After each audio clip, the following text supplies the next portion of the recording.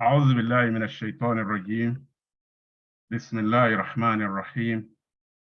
إن الحمد لله نحمده ونستعينه ونعوذ بالله من شرور أنفسنا ومن سيئات أعمالنا.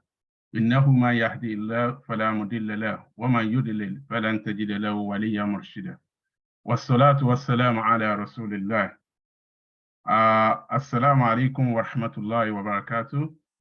We thank Allah for another opportunity to meet once again on the ongoing MUNFIQ Academic Islamic Finance Mentorship Scheme. Alhamdulillah, this is the 13th edition, and we have one of the very eminent personality in the field of Islamic finance generally and Islamic social finance in particular in Nigeria as our guest today. Without much ado, I'm not the anchor today, so I'll be handing over to the anchor. Let me introduce to you the host of this morning's session is one of our brothers,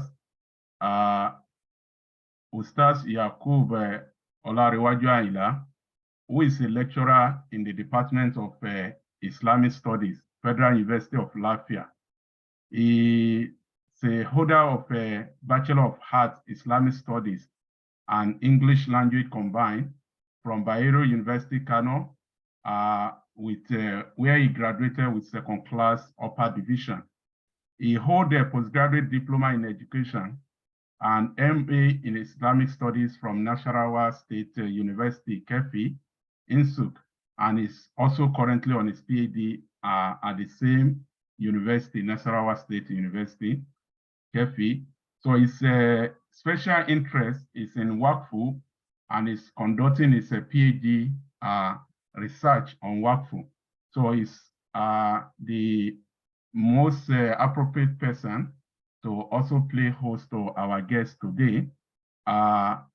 He is going to be assisted by Sister Aisha Oluwafumilayo Hassan, who is a graduate of economics, also with a second class upper division, going to be assisting our brother Yakub. So on behalf of the management of MUNFIQ, so I want to welcome all and hand over to Brother Yakub. Assalamu alaikum wa rahmatullahi wa barakatuh.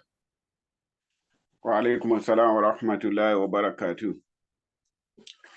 It is my pleasure, and I'm highly honored and privileged to be in the midst of erudite scholars.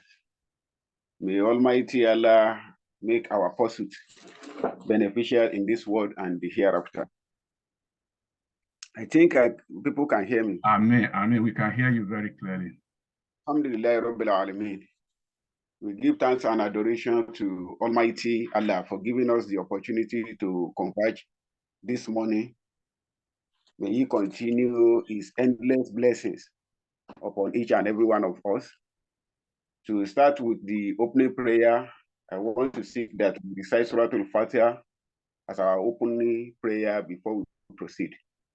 أعوذ بالله من الشيطان الرجيم بسم الله الرحمن الرحيم الحمد لله رب العالمين الرحمن الرحيم مالك يوم الدين إياك نعبد وإياك نستعين اهدنا الصراط المستقيم صراط الذين أنعمت عليهم غير المغضوب عليهم ولا الضالين آمين. May Allah accept it for us. So I want to encourage each and every one of us to be attentive as we have our facilitator today, who is the most suitable to present lecture on this very topic. In fact, when I went through the profile yesterday, I was highly amazing to have somebody like Dr. Shuaib Abdullahi presenting today for us. So it was a kind of inspiration to me, seeing the profile, which shows that we are privileged to have somebody like him in the MUNFIQ academic program. Because if we look at even the university as a whole, only few have the kind of profile of Dr. Shuaib Abdullahi, as you will be seeing. So as a result of that, I will be reading out his profile. But I want to assure you that whatever that you have heard here is just a kind of synopsis or a kind of abridged profile. Because to even go through his profile, we may end up even having that one as the lecture for today. Because Dr. Shuaib Abdullahi is an international scholar of high repute. Just as we have seen, he has gone beyond Africa and is a worldwide scholar.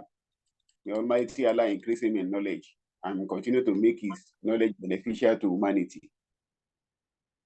Dr. Shuaib Abdullahi, PhD, is currently the Chief Executive Officer of Jaiz Charity and Development Foundation, Abuja, and he holds his bachelor degree in political science, master's degree also in political science with specialization in public administration, both from University of Lagos, Akoka, and a Doctor of Philosophy in Islamic Social Finance, Social Services, and NGOs from Loughborough University, I beg your pardon,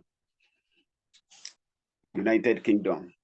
He is a CIBAFI certified Islamic banker and certified Islamic specialist in Sharia auditing.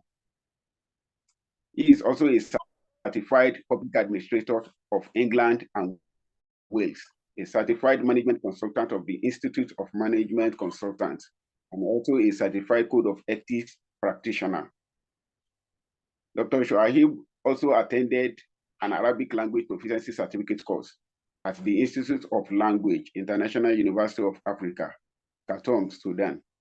Dr. Shuaib holds a professional certificate in Islamic finance and banking from the International Institute of Islamic Banking and Finance, Bayero University, Kano, and a professional certificate in interfaith conflict resolution and effective structure dialogue at the University of Massachusetts, Boston, USA. He is a fellow of several development institutions such as Institute of Islamic Finance Professionals, Institute of Management Consultants of Nigeria, Association of African Entrepreneurs, and many others, including professionals by the International World Health Organization,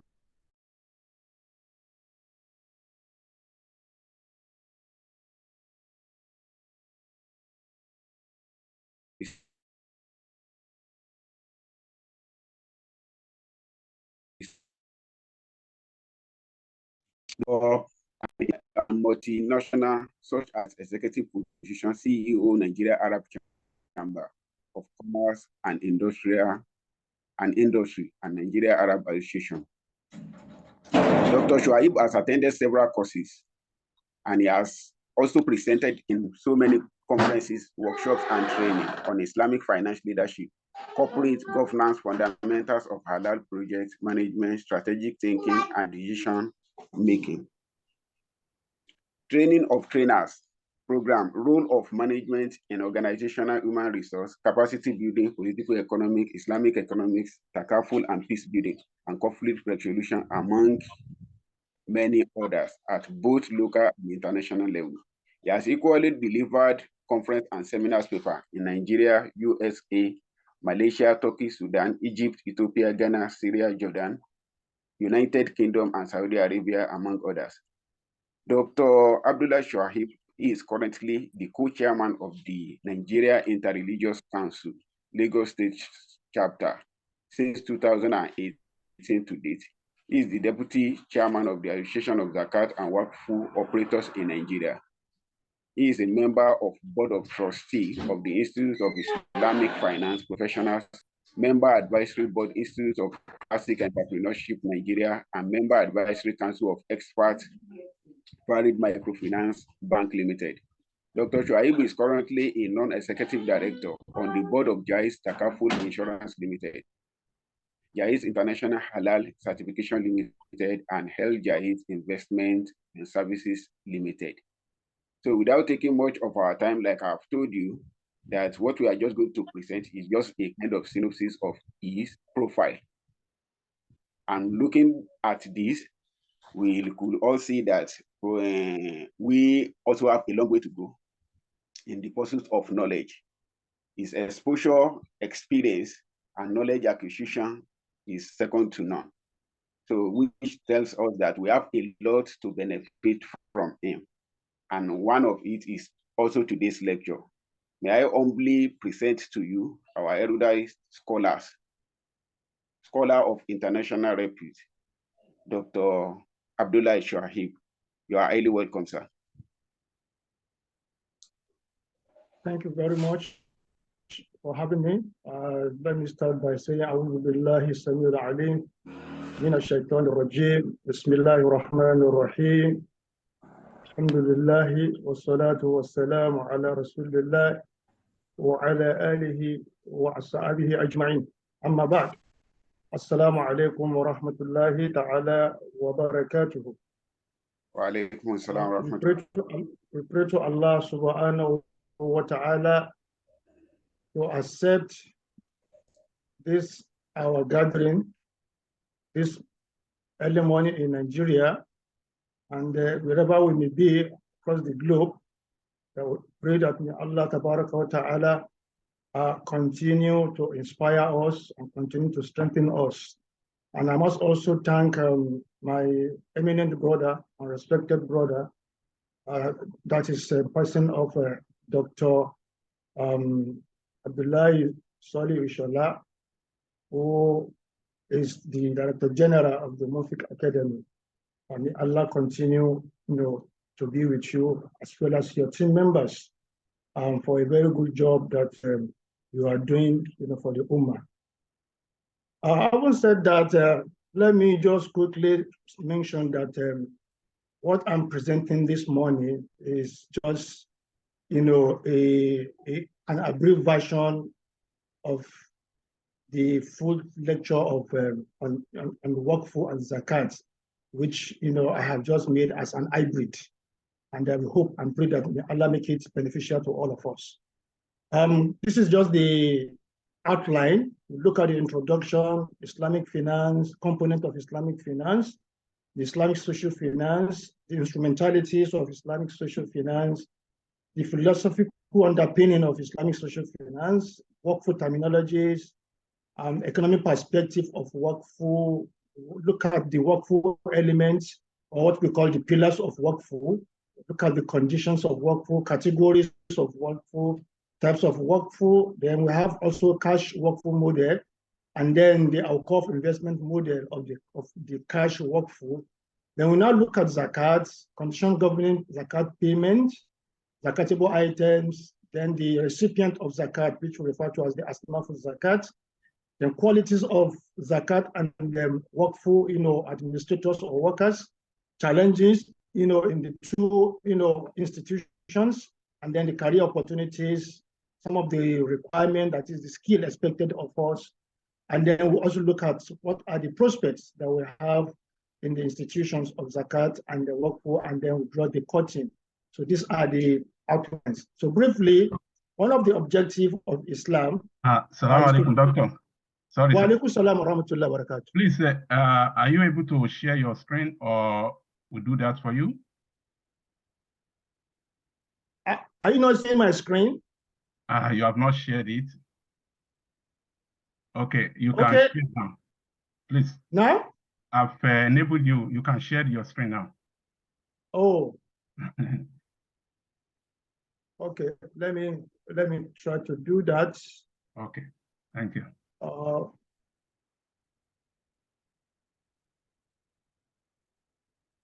Just a minute.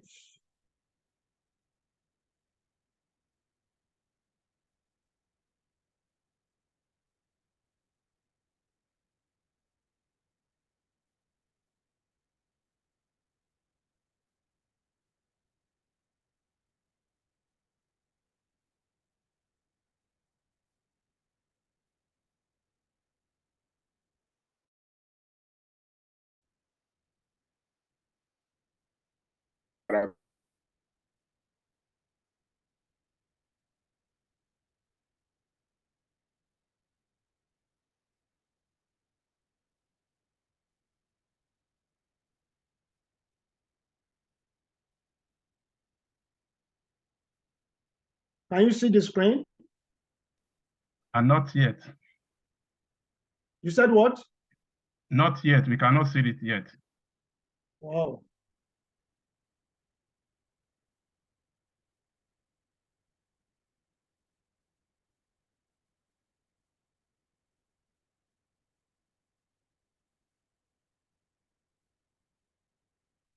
Just hold on.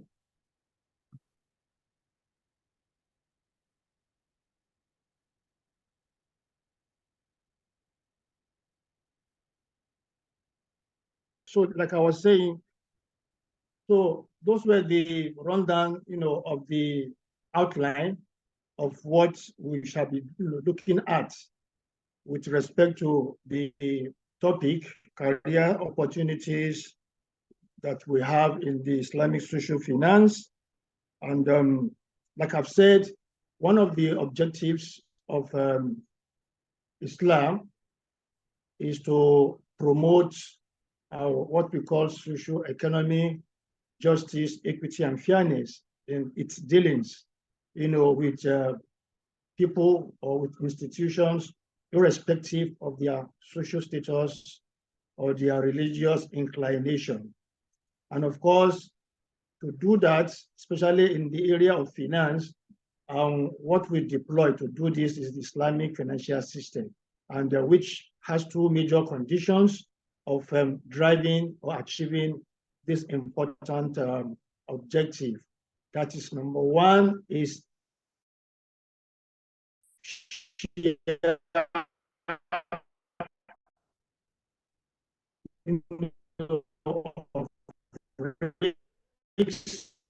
risk sharing, 100% to its partner via distribution of economic resources, which means that Islam in its entirety also ensures that there must be an equilibrium, a balance in the way it operates, irrespective of whether you are the rich or you are the poor in the society.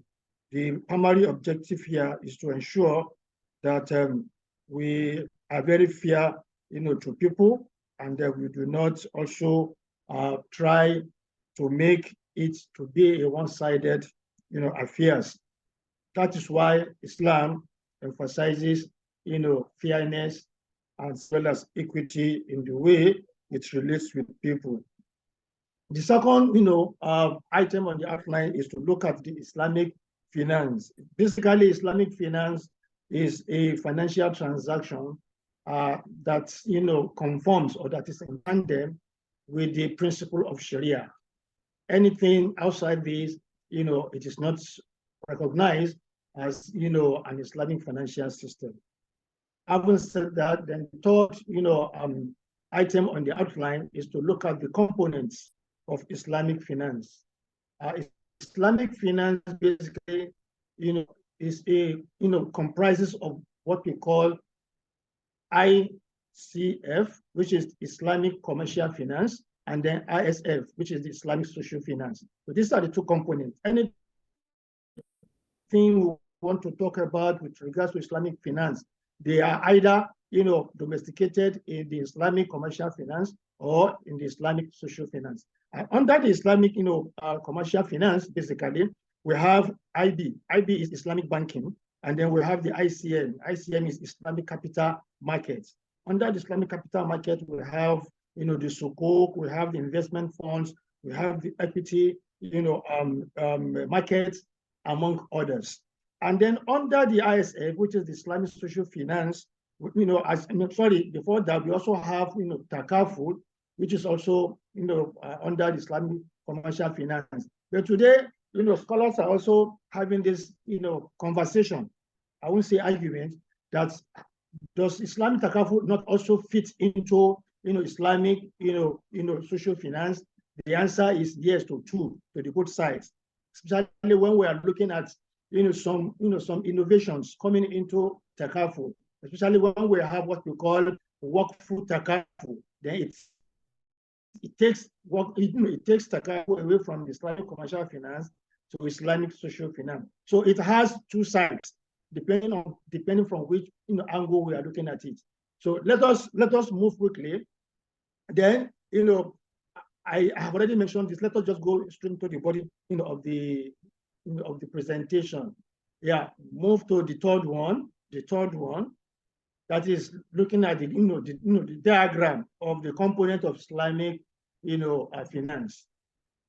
The diagram, please. Yes, so this is what we are seeing. So under the Islamic social finance, we have other Islamic financial institutions. That is called OIFIs, other Islamic financial institutions. Under this, we have the Zakat, we have the Waqf, we have the Sadaqah, we have the IMF. IMF is Islamic microfinance. Then we also have Qarad and Hasana, we have the cooperatives, amongst others. Let's move, please.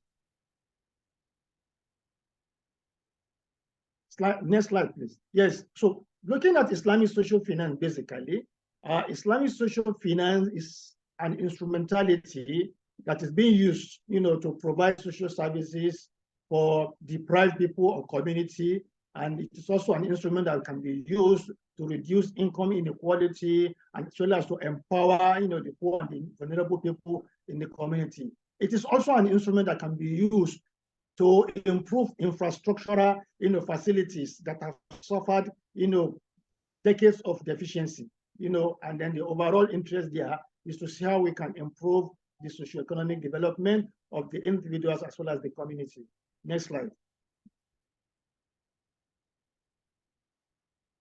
Next slide, please. Then some of the instrumentalities of Islamic social finance are Zakat, which is the compulsory alms giving, Waqf, which is an endowment, Sadaqah, which is charity.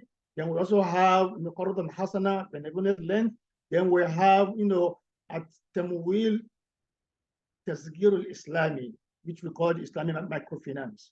Next slide.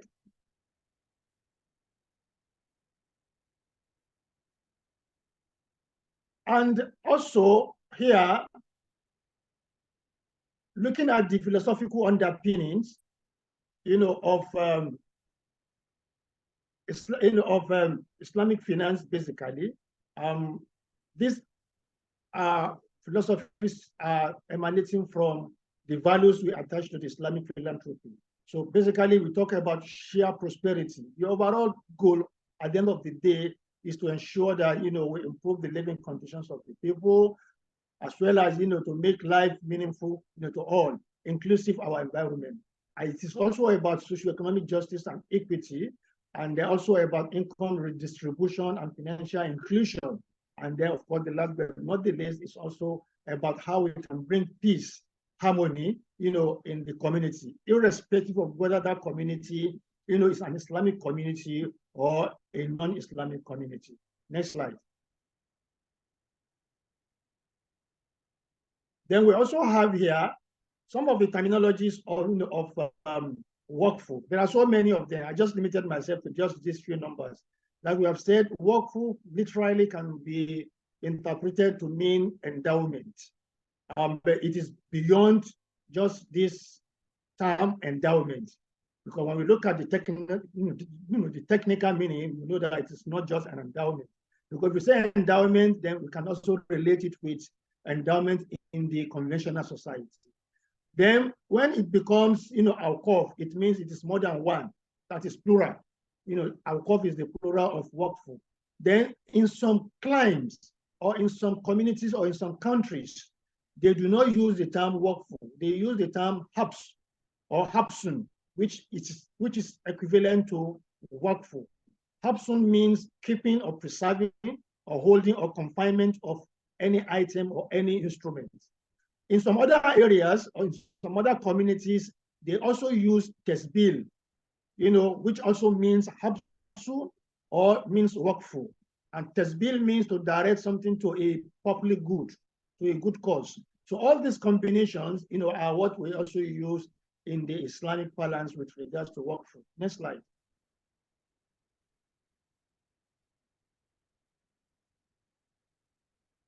Yes, another terminology for Waqf is Sadaqatun Jariyah.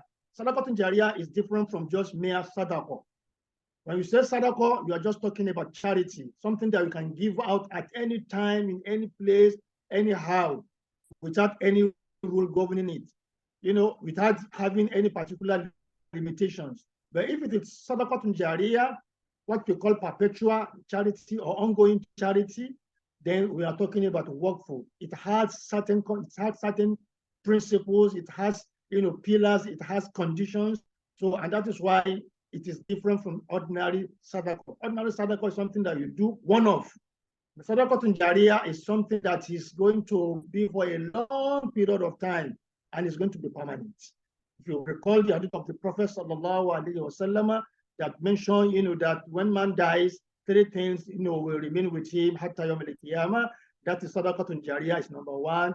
Then, al-ilmu yuntafahu bihi, that is a knowledge that you transmit to other people. Then, waladun salih, a righteous son that prays for his parents. So that is different from just mere sadaqah. Next slide.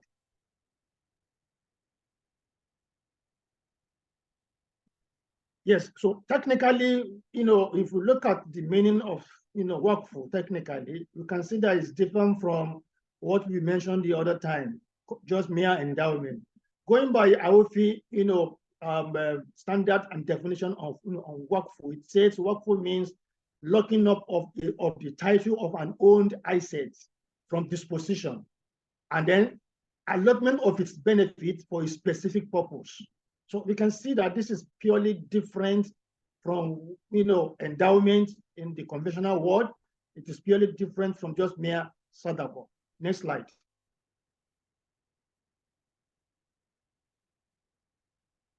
Next slide. So, but when we look at waqf, can you please raise it up a little bit? When we look at waqf, from the economic perspectives, it is a combination of these 4. Idhikar, keeping and preserving the capital, and that is the aslul mal. Then the next one is istithmar, to invest that particular article or that particular aslul mal, for continuity and sustainability. And then the third one is tatwir, to bring about the development of that particular mawquf, that is the item or that we are endowing, and then the overall goal or target, of that particular mawquf is ta'azim rehim, to be able to move, the communities, the individuals towards the path of growth and prosperity. So looking at it from the perspective of economy, this is what we want to achieve. But if you look at it from the religious perspective, it is different. But this is where I want to pin my, my argument on. Then looking at the next one is to look at, please raise the slide up a little bit, to look at what we call the waqf elements, or we can say pillars of waqf. Whichever one we use, we are saying the same thing. Either pillars of waqf or elements of waqf or waqf element. They are basically 5. One is the waqif. The waqif is the endower. If we do not have a waqif, then there is no, waqf. The second one is the mawquf. The mawquf is the object that we want to endow. So if we have a waqif and there is no mawquf, then we don't have waqf.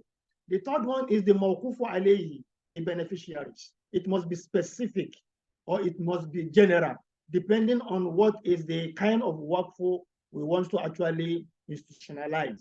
Then the fourth one is the sigatul waqf deed. There must be a waqf deed that will contain these elements that we identify the waqif, the endower, that we identify the mawquf, the objects which we want to endow, that we also contain, the mawqufu alayhi, people who are supposed to be the beneficiary. It must be specifically mentioned in the waqf deed. And then also part of what we also need to see in the waqf deed is to look at the value. As at the time we want to endow that value, what is the value of that particular mawquf? So that when we are developing and growing it, we want to see whether actually the waqf is serving its purpose or otherwise. The last but not the least is that there must be a, what we call waqf manager or waqf administrator, which we call al-mutawalli or al-nadhir, depending on which particular, kind of waqf we are endowing. The next slide, please.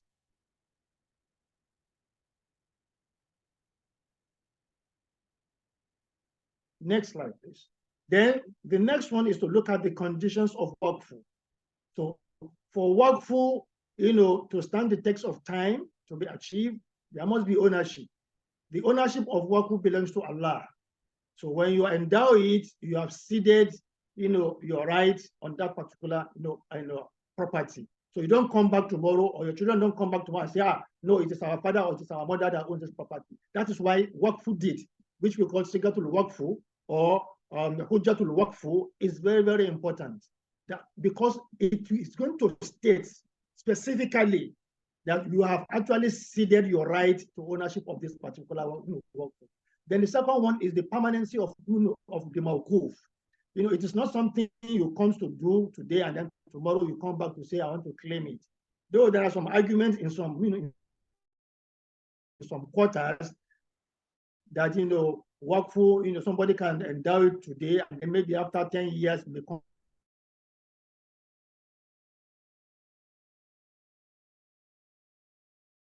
back to say, give me back my Waqf. But the moment we say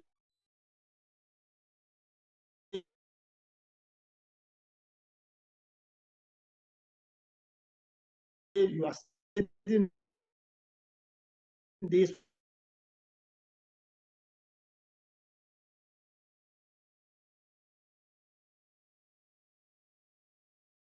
for the sake of Allah.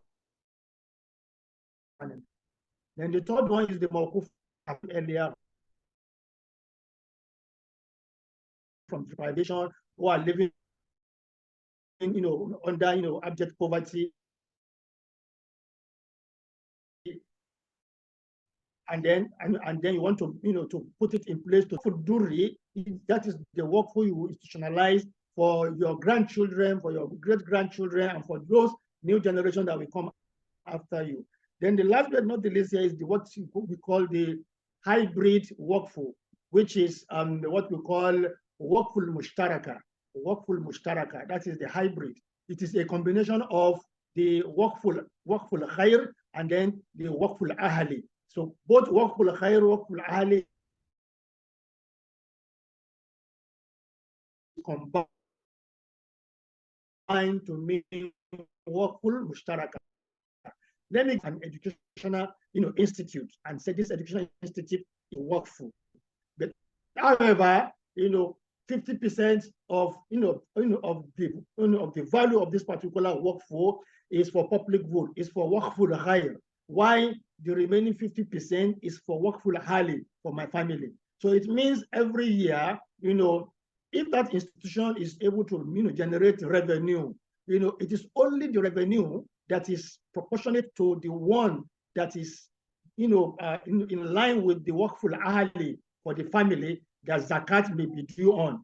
But the one that is Waqful Khair, there is no zakat on anything that is Waqful Khair for public. So this is how we try to differentiate between Waqful Mushtaraka and the Waqful Khair and then Waqful Ahli as just an example. Next slide, please. Then the next one is types of Waqf. Here there are several types of Waqf. I've just limited myself to these. We have Waqful Qawmi, that is the Waqf that is being established by a state government or by a national government. It is Waqful, we call it Waqful Qawmi, Waqful Qawmi. For example, Nigeria, for example, we have a house in Saudi Arabia for those who go to perform Hajj. So that house is there permanently. But if Nigerians desire to say, okay, because we have observed that so many of Nigerian pilgrims or so many of Nigerian students that goes to Saudi Arabia for education, by the time they get there, before they stabilize, before they get themselves right, how can we make life meaningful for them? How can we actually reduce their hardship and their sufferings? Therefore, Nigerian government will decide to establish, an accommodation, a residency that can accommodate thousands, of people, and using it as a transit, place for them before they eventually get themselves settled down. And they provide everything, for those people in those places free of charge. That can also come under Waqful Qawmi, because it is established beyond the territory, of the country, outside the country. Then the next one is what we call Waqf Sultani. Waqf Sultani is the one that the royal fathers can establish. A very good example here is the clock tower you see in Saudi Arabia that is directly opposite the Haram. You see that big edifice, that big building that has so many hotels, that has shopping malls. It is called Waqf Sultani. That is the King Abdulaziz Waqf. That is a typical example of what Waqf Sultani can look like. So Nigerians also have the opportunities, especially our royal fathers, the emirs, the obas, who are Muslims. They can also emulate this kind of an example. Then the next one is Waqful Jamahiri. Waqful Jamahiri is just public waqf. Public waqf. If we want to establish something that is going to be for public good, for example, we want to make it a public good, waqf khair for people. We can decide to raise, waqf, seed money from Waqf Jama'ah, then which is the share, Waqf share, that you can buy a share, as somebody that Allah has blessed, and then you dedicate it as Waqf. That any returns on that share should be used, for Waqf, either for education, depending on whether you have specified, the scope of that Waqf. So the return you get from that Waqf, can then be deployed to provide those public goods for people. Then the last but not the least is what we call Waqf Nuqud, cash Waqf. These are contemporary Waqf, different from the traditional one that we are used to, which is looking at something that is physical. But Waqf Nuqud, which is cash Waqf today, has so many benefits that transcend the the traditional or the conservative Waqf that we used to know before, which has to do with fixed or physical properties. We are going to explain this furthermore in the next slide. Next slide, please. So under the cash Waqf model, we have different approaches we can use to establish this. And one is through direct cash Waqf. You have a certain amount of money that runs into millions. You say, with this money, I want to establish this particular Waqf. That is the seed capital. Then we can also do this through the mobile cash Waqf. Just the example I gave us, Waqf Jamahiri. For example, we can look at the service provider, either MTN, either Glo, or Airtel, or which one is the other one that we have, and the 9 Mobile. Through them, you have an agreement with them based on their service charges, and then you throw this into the public space. That when people text a particular code, you can say, for example, depending on the arrangement you have the service provider, that if people dial this particular code, star 191, hash, and then you send it, it is equivalent to maybe 15 naira, worth of your airtime. That amount of money, if you run this particular, service for a number of times for a particular period to raise the cash needed to establish the Waqf, it falls under what we call mobile cash Waqf. You can raise the seed capital from there to establish it for the public good. Then the other one is the corporate cash Waqf. The corporate cash Waqf. So, like my own organization, for example, Jaiz, we have something like this. Through this particular cash Waqf, we're able to establish our corporate Waqf, which is the Jaiz Takaful Insurance. Then we also have the Jaiz Investment and Services Limited. These are examples of our own cash Waqf because we use the seed capital to establish them, and then whatever profit we are generating from these organizations, they give us part of those profit to continue with our humanitarian and charitable services. So these are models or ways, some of the ways through which you can use cash Waqf to establish a Waqf, a Mawquf, to provide charitable or humanitarian services to the people. Next slide.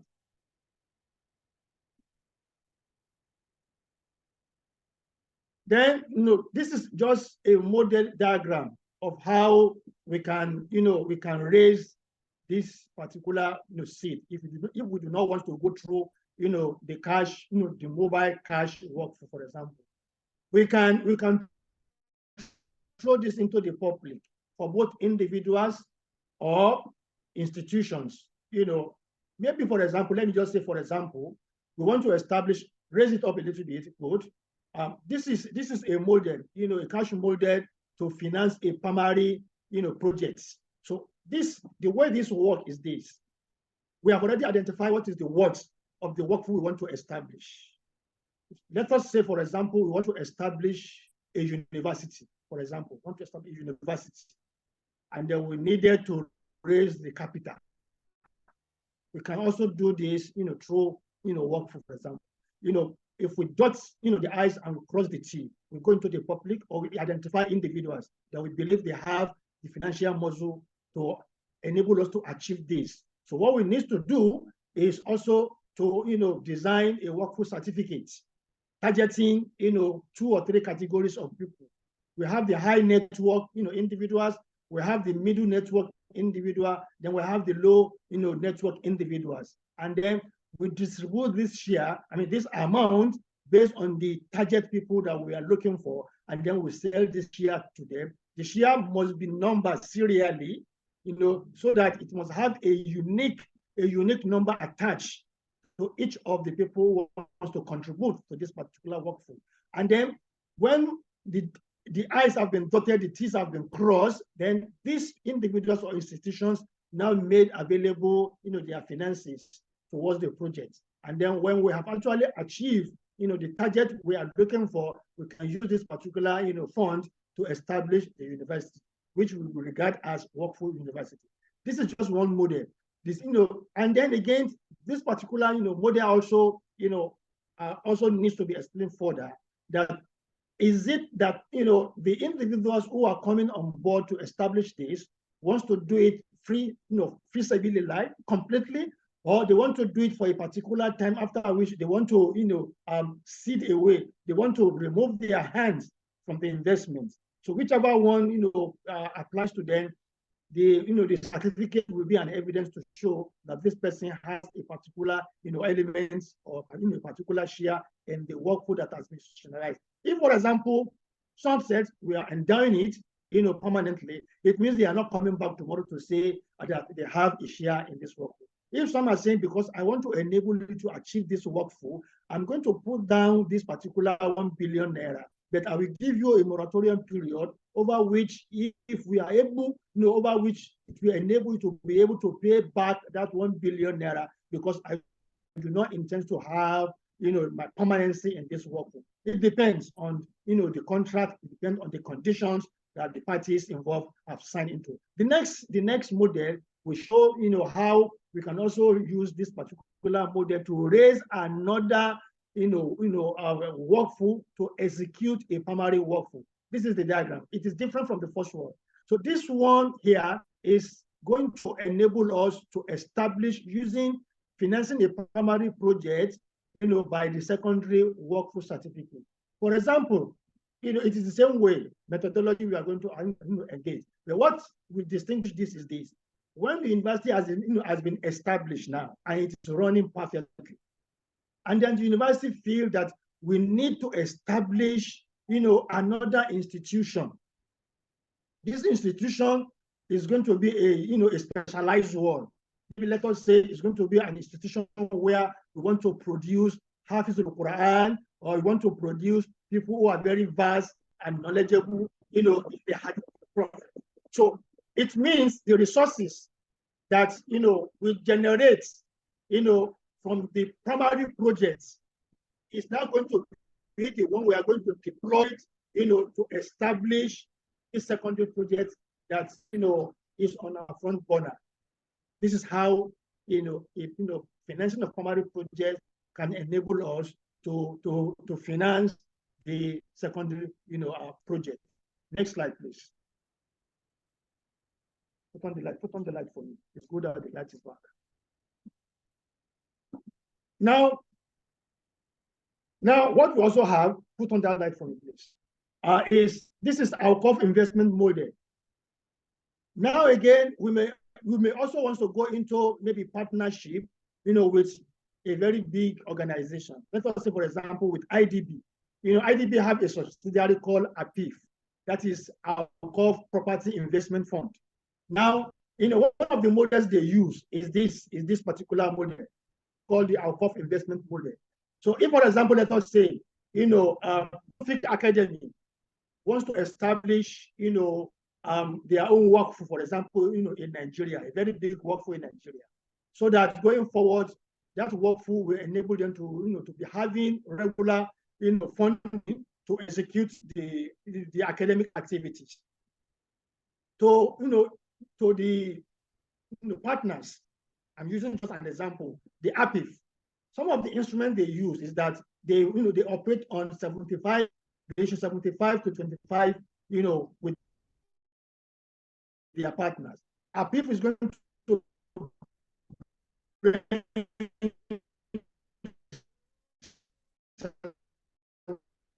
5% of the fund. Now that fund they are bringing, the Waqf that MUNFIQ was to establish as your own share. Your own equity contribution can come in either two ways. One, let us say, for example, you want to have your own edifice that will accommodate several other, semi-projects that you have. So it is either you provide 25% of the fund, or you provide a building, or you provide, a landed property where you want to establish or build that particular building. So depending. And then the other thing is that, again, the bigger partner may also tell you that the instrument we want to use for this particular Waqf investment model is Murabaha contract. Or they may say, okay, it is Musharaka contract. They may say, oh no, it is Mudaraba contract, depending on which instrument they want to use. Let us say they want to use, maybe Murabaha contract, and you agree with them. So, and the tenure of this particular investment is going to maybe 24 years or 25 years. You have dotted the I's, crossed the T's, and then it has started. This project has come into light. And then again, part of what they also may want to look at is, what will be the rental income from that particular project every year? Because the bigger partner is expecting to be having a return on the investment, from that particular project. While you also, who is also the second partner, also will be accorded the opportunity to be having another returns to you based on the pre-agreed ratio or percentage of profit sharing between both of you. Now this will run until the last year of the tenure. When it runs to the last year of the tenure, then APIF, which is the bigger partner, will now withdraw, from this model and hands over the project 100% to the junior partner. This principle is called BOT, build, operate, and transfer. But in the language of the Waqf here, it is Sadad Muqaddama, you make the payment, and then inshallah building the project will commence, then Tashghil. After the building, then you begin the operations, and then Musharaka. When after a year or 2 or 3, depending on the moratorium period for the first or 2 years given, when it starts yielding returns on investment, then Musharaka, then sharing of profit based on the pre-agreed ratio. And then on the last year of the cycle of the project, then the bigger partner will withdraw. This is called Intiqalul Milkiyatil Awqaf, the permanent transfer of the right of ownership of that project to the originator of the project. This is the model, one of the models that is being used. Next slide. So we have talked about Waqf. Now let us briefly look about zakat. Basically, zakat is the third pillar of Islam.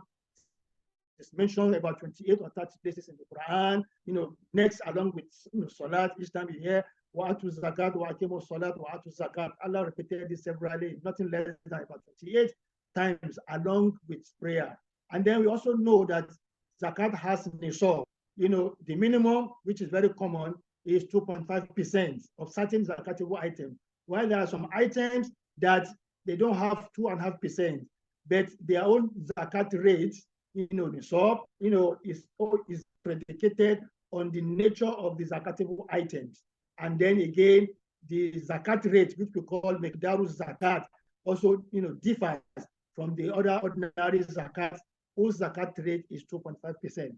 While some also, their own zakat rate may be even higher than that, especially when we talk about rikas.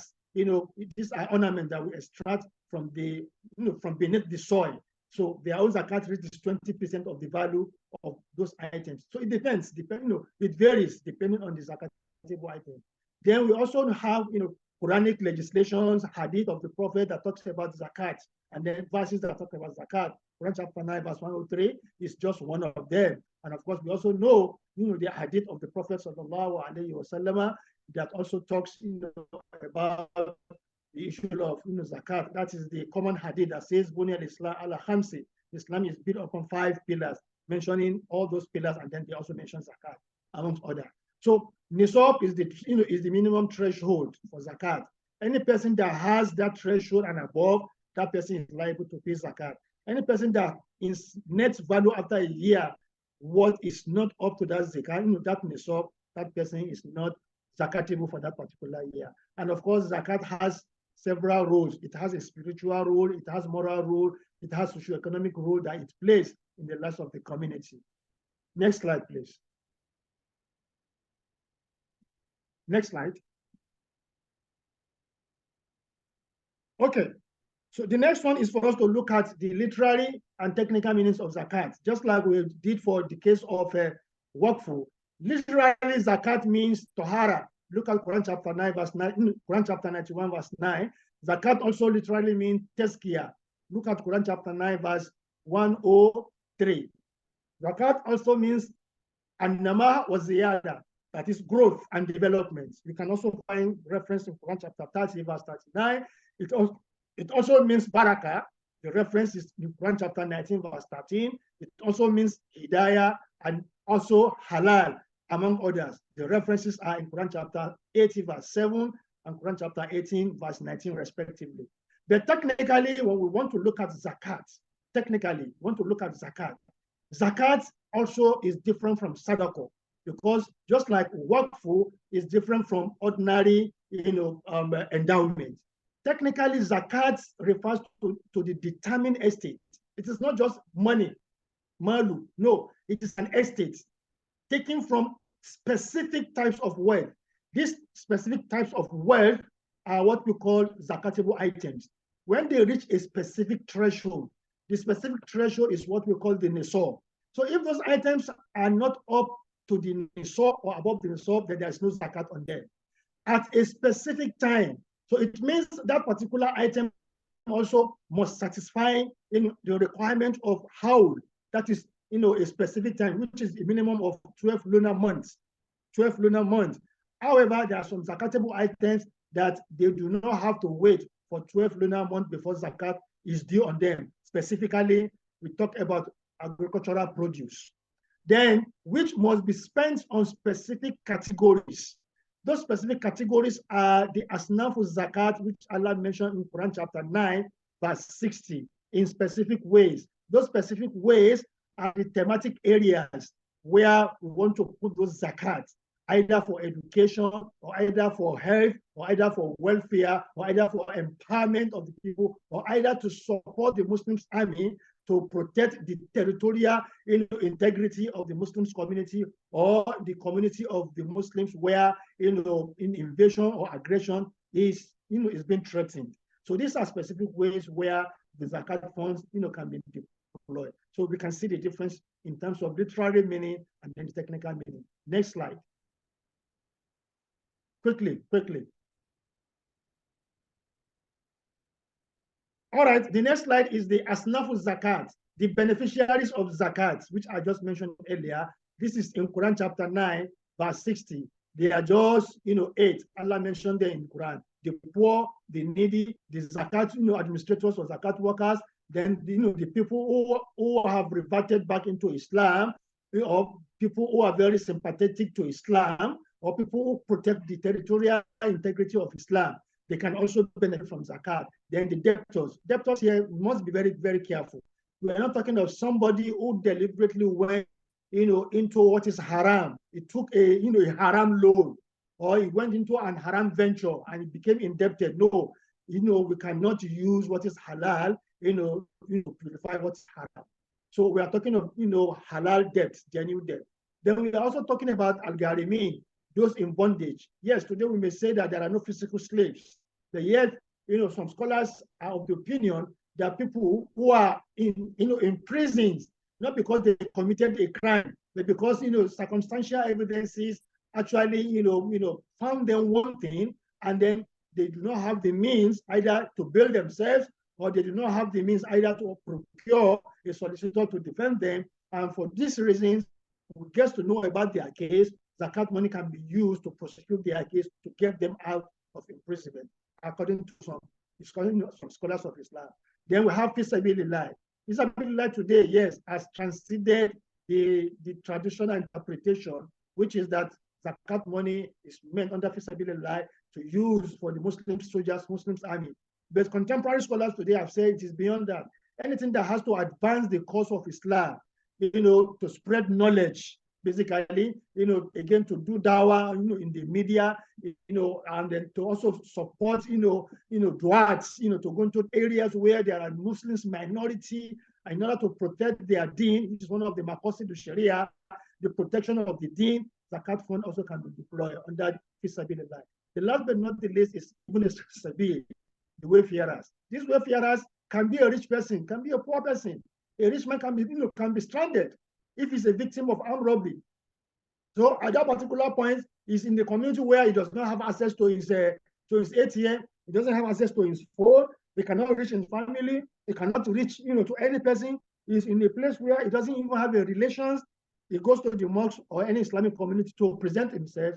Zakat fund, if it is available, can be used to mobilize him to get back to his place of abode.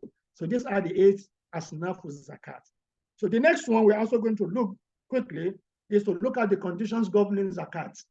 So some of these conditions are: 1, the person must be a Muslim, he must be a freeborn, not somebody who's under subjugation, he must be a mature person. Today also scholars have diverse opinion that the person may not be mature, but if the person has a trustee who is managing the estate bequeathed to the minor by his parents, and those trustees can then take out zakat from those properties when zakat is due or liable on them. Then the next one is we must be sane, somebody that is sound, upstairs. And then of course the wealth also must be halal, not haram. And then another condition there is that the person also must ensure that the zakat, the wealth, is the owner of the wealth and he has control over the wealth. You may be the owner of the wealth, but you may not have control over it. When I say control over it, it means that you cannot distribute that particular aspect of the wealth that you don't have access to. For example, look at people that have pension, for example. Your RSA is not within your control, but it's part of your wealth. So you cannot take anything out from it until the maturity time. So that is just one typical example. Then of course the wealth also must be equal and above the nisab. Then again, the wealth must be free from serious debt. Serious debts are debts that are going to threaten the basic necessity of life. If that debt is going to threaten it, then zakat is not liable on your wealth.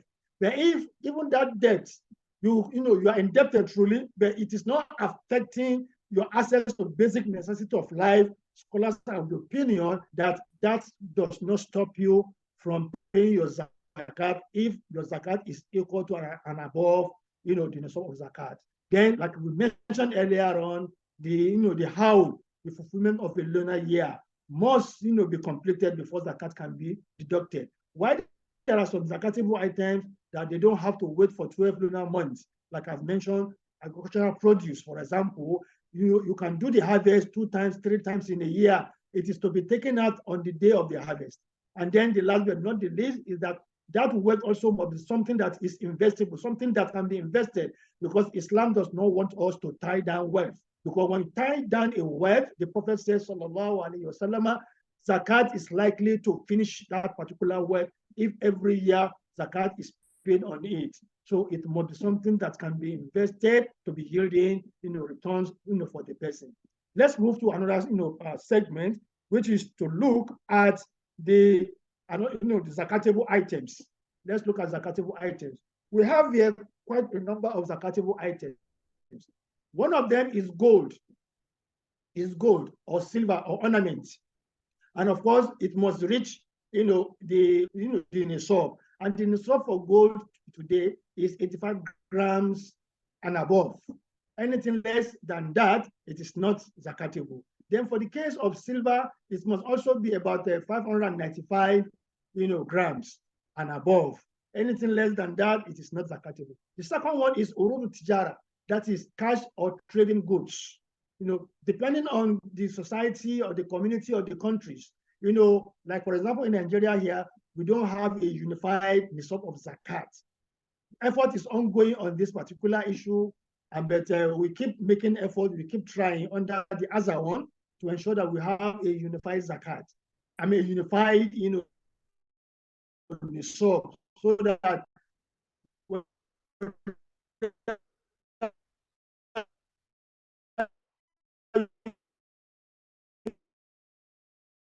and the north or you are in the south, the nisab is hard because the organization like karat, some using 11 karat, some using, depending on if there is variation in the karat of the gold we are using, it is automatically going to produce different nisab of zakat.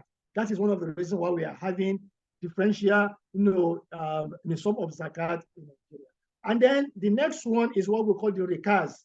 The rikas are the product of mines, things that we extract, from the beneath the soil. One of them is oil, for example, oil, which we sell, the crude oil. So anything we get from that, the nisab is 20% of the value. That one is not controversial at all. And then another category of zakatable items are agricultural produce. We talk of rice, we talk of beans, millet, and so on and so forth. So depending on, again, their own, nisab varies, and their own zakat rate also varies, depending. So if there are some produce that we produce, from, irrigated, sources of, preparing them, the zakat rate, is going to be, lesser. It's going to be, 10%, if it is natural. But if it is, artificially irrigated, it means you are having additional expenses to produce those things. Then the zakat rate is going to be, lesser, than that. But if it is a combination hybrid of irrigation and non-irrigation, it is going to be 7.5%. So it varies, accordingly. And then again, we have fruits. So the nisab of fruit also varies from agricultural produce. They are part of the zakatable items. In the past, there were no zakat on fruit, but today, because fruit today have commercial values, so there is virtually no fruit today that has not undergone refinement and then last production as juices. We talk of tomato, there is tomato juice; mango, there is mango juice; orange, there is orange juice. So they have commercial values. That is why scholars have the opinion that they are liable for zakat to be paid on them today. And then beyond this, also we have other items, such as poultry farming. People who indulge in poultry, or also people who indulge in honey production or groundnut oil, extraction, or groundnut palm oil extraction. They are all items today that are zakatable. Next slide. They are items that are also zakatable today. And then we have people who also deal in milk production. From their cow, they are able to extract milk from their cow, but the cow is not for sale. It is the milk. So the zakat is not going to be value based on the value of the cow. It's going to be, placed on the value of the milk. So if the milk is about 160 liters and above, it has met the nisab of zakat. So zakat will be paid, and the zakat rate for that is 2.5%. And then we also have cattle and meat. If the person is combining the two together, he wants to sell the cow that is milking the milk. So the value of the cow and then the value of the milk must be combined, and then the zakat, rate we are going to use is the same as the zakat rate for gold and money, which is 2.5%. Then we have land and landed properties. For land and landed properties, again, the zakat rate that applies to gold applies to land and landed properties. So, and ditto, for ordinary land. And again, before zakat can be paid on land or landed property, the intention must be first distinguished, must be first clear, must be first declared. If the property is not for commercial, it's for residency, where you put your family members, you are not collecting any rent from them, then there's no zakat on that property. But if a segment of the property is commercialized, it is only that segment of the property that zakat will be collected if that property is zakatable after a year. So the next one we also want to look at is to look at companies, people who establish companies, or people that deals in transportation businesses, or people that also deals in production of items, maybe shoes, maybe bags, maybe clothes. Those are companies. There's no zakat on the asset of the company. Next slide. There's no zakat on the asset of those companies. The zakat is going to be based on the profit that is being generated from the sales of the items that that company has produced. In other words, there is no zakat on the machinery, on the building, on the tools, on the items that we use to produce those particular goods. Ditto for someone doing transport business. There is no zakat on the transport itself, on the vehicle itself, but the transport fare we collect, which is the profit we make, is the one that zakat is going to be based on if the amount is equal to the nisab and above. So then the next one also is what I call the GRPSCC. We are talking about gifts, rental businesses, professional, and then the professional services. Then we talk about consultancies and then contracts. All these, they fall under the categories of people that scholars, contemporary scholars are of the opinion that their own nisab may not have to wait for 1 lunar month, because as they make the money, they don't have to wait for 12, because these are money that they earn. So it is something that comes, due to, the exigency of the time. For example, somebody gives you a gift of, let us say, 5 million naira. You are not expecting it. 5 million naira gift is given to you. You don't have to wait till 12. That is one opinion of scholars. They take away the zakat, 2.5% of that instantly and pay out. And the same argument they advance for those who are consultants, who consult 3 or 4 times in a year, and they are paid humongous amount for their consulting fees. Then the next one are livestock. So livestock, we are talking about sheep, goat, cow, camels. All these fall under livestock. They too, their nisab differs. It differs. And then again, the zakat rate on them also differs. Then because they are very, permit me to start enumerating them. Then we have the artisans who are not, people who are not lettered, but they are artisans. We are talking of organizers, we are talking of mechanics, we are talking of carpenters, and they are like, these are people that makes money on a daily basis. Yes, and they are making a lot of money. So that does not exclude them from being, zakatable if the wealth they make at the end of the year, one is able to calculate it. It is equal and above the sum of zakat. They too are liable to pay zakat, and the same rate applies, to the professionals that applies, to zakatul mal applies to them. The last but not the least is shares. The shares we have in our company, depending on the kind of shares. We have 2 types of shares. We have trading shares, then we have investment shares. So if it is trading shares, the trading shares, the zakat is going to be based on the market value. But if it is investment share, it's going to be based on the dividends, the return on investment. If it is up to the sum of zakat, or if it is not up to it, we add it and join it with our other sources of wealth, especially money, to be able to know whether for that year we are zakatable or otherwise. So these are some of the zakatable items. And the next slide will take us to some of the qualities of the zakat, workers and workful workers. One, the zakat or workful, workers, we expect them to be Muslims. Number 2, we expect them to be people that have sound mind. That is, their faculty of reasoning is functioning very, very well. They are not suffering from any form of insanity of mind. Then thirdly, they must be competent and have expertise in this particular institution. Unfortunately, today, we are seeing so many people intruding into this particular industry, even without having the competency, without having the expertise. Somebody can just wake up one day and then say he has established something workful, foundation, or something zakat foundation, and he starts collecting money or asking people to donate. Or then maybe, for example, workful, say, okay, we want to support this particular Quranic competition as workful. That is not workful. That is not workful. To support, a Quranic competition is not workful at all. I ask people to make donation for you to now say, okay, because you want to buy prizes for first, the winner, second winner, or third winner. That is not the way workful works, and that is not the way zakat money is to be expensed. It needs competency and expertise. Then the fourth also quality is that these people must be trustworthy. So one of the challenges when we get there is the issue of trust deficiency that has ravaged this industry today. They must be trustworthy. The next one is that again they must have what we call al-kitman. Kitman is confidentiality. Next slide is confidentiality. These are people that we expose to confidential information from the people they want to collect zakat from. So, and we don't expect them when they know the net worth of somebody who wants to pay zakat. They should not be going out and be saying, this man, I know his worth, he's not paying the actual zakat. No, he must have what we call kitman, confidentiality. And that is one of the reasons why some people today do not trust the so-called zakat workers.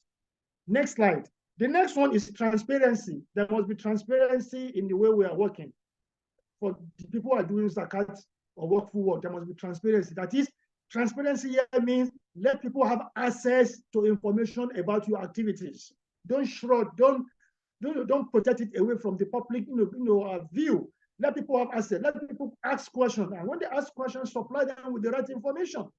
And then there must be accountability. Accountability here means your account must be audited annually. So this is where, again, we must make a distinction. So many people have established so many foundations today saying they are Zakat Foundation or they are workful institutions, don't audit the account. When you don't do this, then it means clearly that you are not doing good to this sector because you are not operating like a professional, like somebody who has the competency and the expertise. So our finances must be accountable. Then the last but not the least, for this particular slide is physical fitness. Somebody who wants to work in this industry also must be very agile, must have energy in him, must be able, because there may be reasons why for you to go to the field. Especially if you are a zakat collector, you won't sit in the comfort of your office to say you want to collect zakat. For example, if you want to collect zakat on livestock, you don't sit in your office and expect them to come and give you zakat. You go to the field, you go to their farms, and then when you go there with your expertise, you are able to assess those zakatable items, and then you tell them what is the value of the zakat rate they are expected to pay. So physical witnesses is equally required from those who want to do zakat work. Then the next slide, which will be the last one on the quality of zakat workers and then the workful workers, is that zakat will expect them to be IT savvy, information technology savvy. They must be able to use their computer to do a lot of digital work. The days when we are using analog or we are using traditional method of administering zakat or workful is gone. The world today is driven by technology. So we expect them also to be IT savvy. That is to have that competency and capacity to use computers to do a lot of work in this space. Next one is confidence. You who want to work as a zakat or workful worker must have confidence about yourself, confidence about your capacity, confidence about your ability to deliver, confidence about to represent the institution very well and not to misrepresent the institution. Then the next one is leadership. You must be able to lead positively because people who are following you are watching your steps, whether you are doing the right thing or you are doing the wrong thing. So as leaders, we must be able to lead positively. And leading here doesn't mean that we must be able to compare people. No, we must have the ability to be able to influence people, must be able to persuade people, must be able to convince people to key into this particular institution, if it is zakat collection or zakat distribution, or if it is workful that I want to administer. The last but not the least is that, again, we must be very, very patient. One of the most difficult things to collect today is zakat, because you are not going to give the zakat payer anything other than supplication. So the man may look at the value of what he wants to let go. The man will say, will I just give this man 100 million naira like that? And there's nothing. So at times, some of the zakat payers may be very, very difficult. May be very, very difficult in some places. They may even be very, very rude. So a zakat worker or work worker must have patience. And the same thing applies to the beneficiary. Some of them may be very, very aggressive. Some of them may be very, very temperamental. But people working in this space must have these qualities of being patient and perseverance in their work. So the next slide, quickly, please, is to now look at the prospects, the prospect for these two institutions.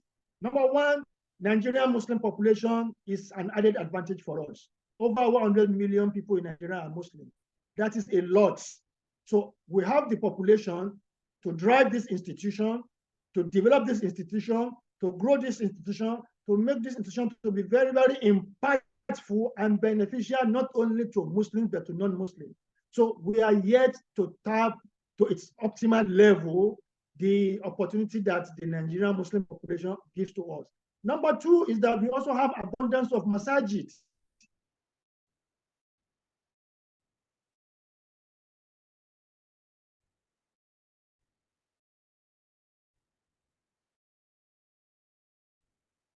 And Islamic organizations even are doing, but the time is coming to collaborate, to partner, and then to be complementary. Masajid also should be an institution where we can also bring awareness about these two institutions and also how they can run them successfully to turn around not only the masajid, but the community, where the masjid is situated or where the institution are situated. So there are advantages for their strength, but we are yet to tap into them. Then the third one is the abundant human resources. Of course, we have so many Muslims professionals today. And then again, like I've said, not so many of them, especially in this particular, subsector of the Islamic finance, we are not large in this area. So we need to encourage a lot of our people to also have interest in this particular space. It is not right for somebody who has spent almost, let us say, almost maybe 60 years or 45 years in service, and then the person has retired, from maybe civil service or from an active service. You now said, okay, I want to set up a Waqf fund so that I can be doing it. That is not the way, Waqf is being run. Honestly, because, if you want to work as a, if you want to take Waqf as a career, then you must go through the rudiments of fulfilling the prerequisites that will enable you, to operate in that space. Like a professional worker in either Waqf, industry or institution or zakat institution. So we have the resources, but we don't have so many of them in this particular subsector. The next one here also is, next slide, is that we also have the enabling, go to the next slide, we have the enabling legal and institutional framework for Islamic financial institutions, especially in the northern Nigeria. Because most of the states in the northern Nigeria, through their houses of assembly, have been able to enact, acts that gave birth to either zakat or Waqf institutions.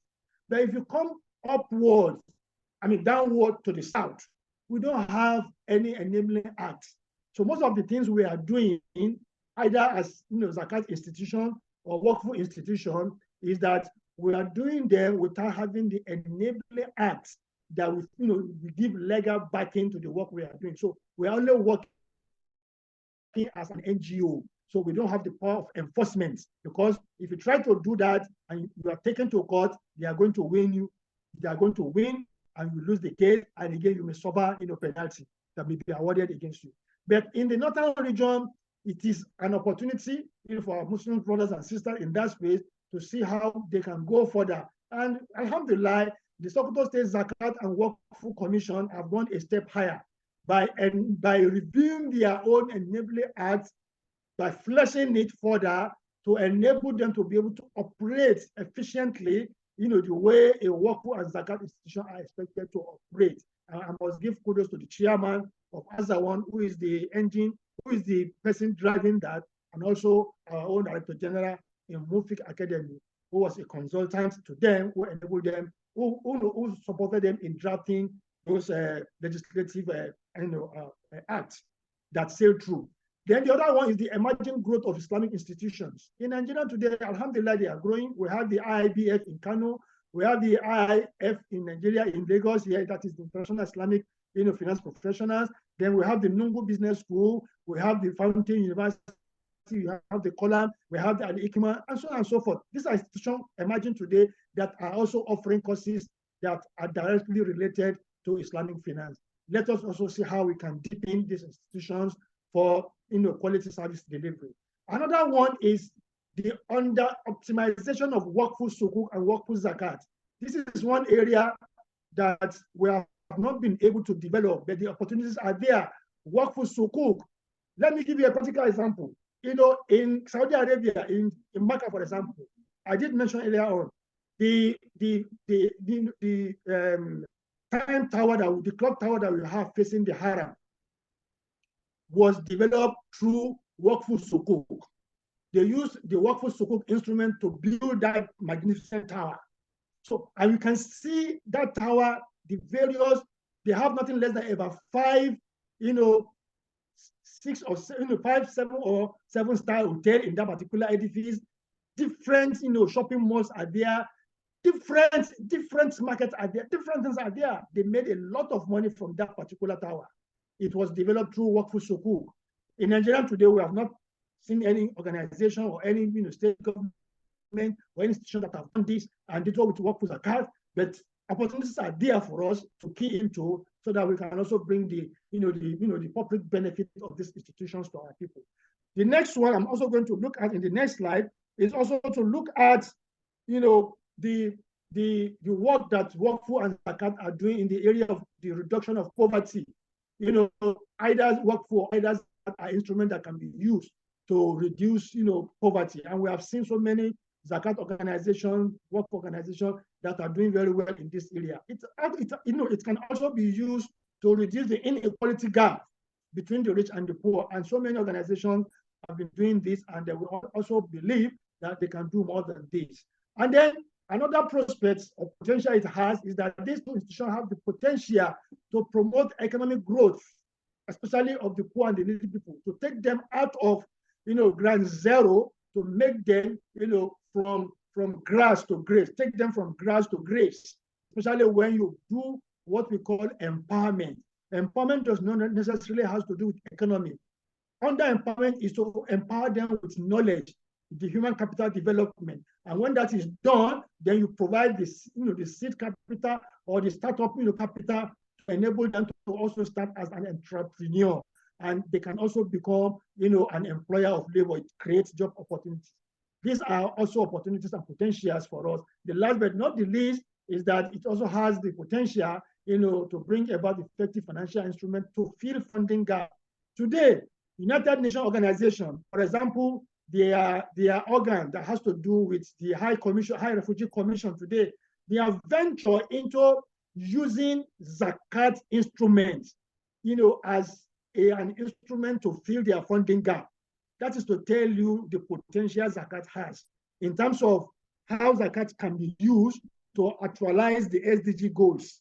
So Muslims have this opportunity, of also ensuring that the widening, their scope of what Zakat collection, can be done in order to be able to at least enable them to, provide the complementary fund that can, help to bring public good to the people.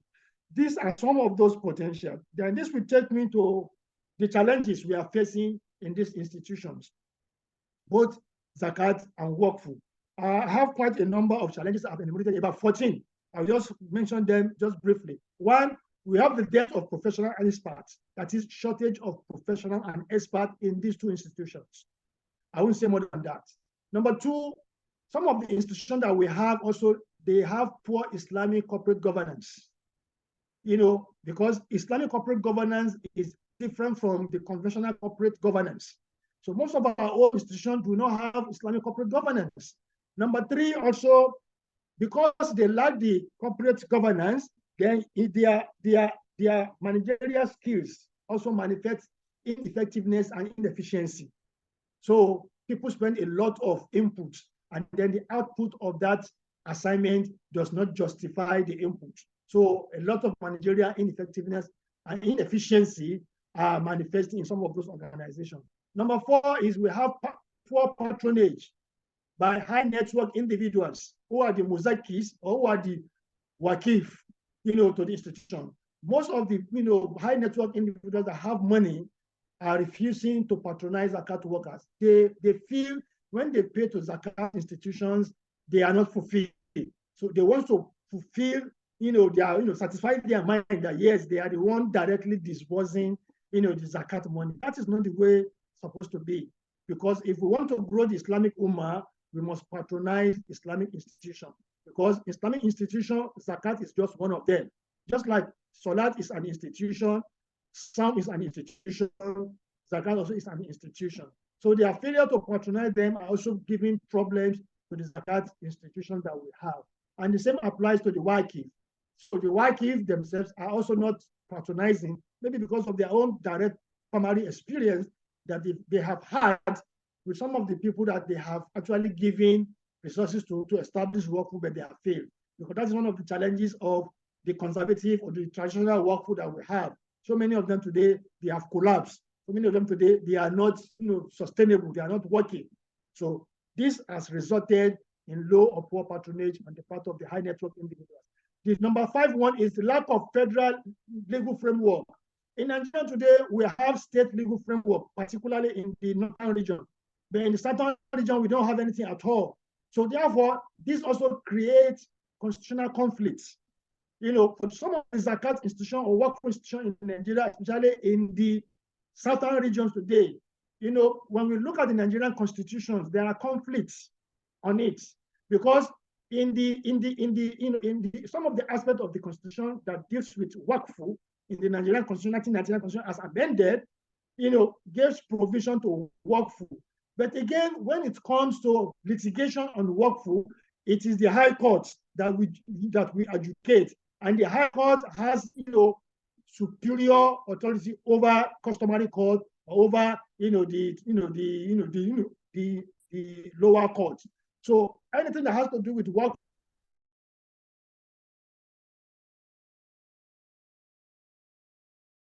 the lower court, if somebody challenges it, takes it to the High Court, that person is likely again to win. It's likely to win. So we need to let our people to be able, to see how we can, through lobby, how we can bring about a federal legal framework for Waqf and zakat to try. The next one is lack of transparency and accountability. I've talked about this. It's also one of the things that we are contending with. And the number 7 is mistrust. The rich people do not trust those who call themselves zakat workers, especially when they size the people, they look at them, they look at, their, physically, they look at the place where they are operating, they are not convinced these people can manage, millions, if millions are given to them without diverting the money. Ditto with, Waqf institution. So we need to really work on our moral compass. Then the next one, number 8 challenge, next slide, please, is also to look at the issue of low awareness. Next slide. There is a low awareness, about zakat and about Waqf, especially about Waqf today. So many people have misconception of how Waqf works. That's why somebody can wake up in the morning today and just maybe through social media, just send a message that they need, cash donation, that they want to support, maybe a Quranic competition that is taking place, to buy television, to buy, fridge, or to buy standing fan as prizes to give to the people. That is not Waqf, for goodness sake. This is not the way it works. So because of low awareness, even those who want to make donations don't even know where to go.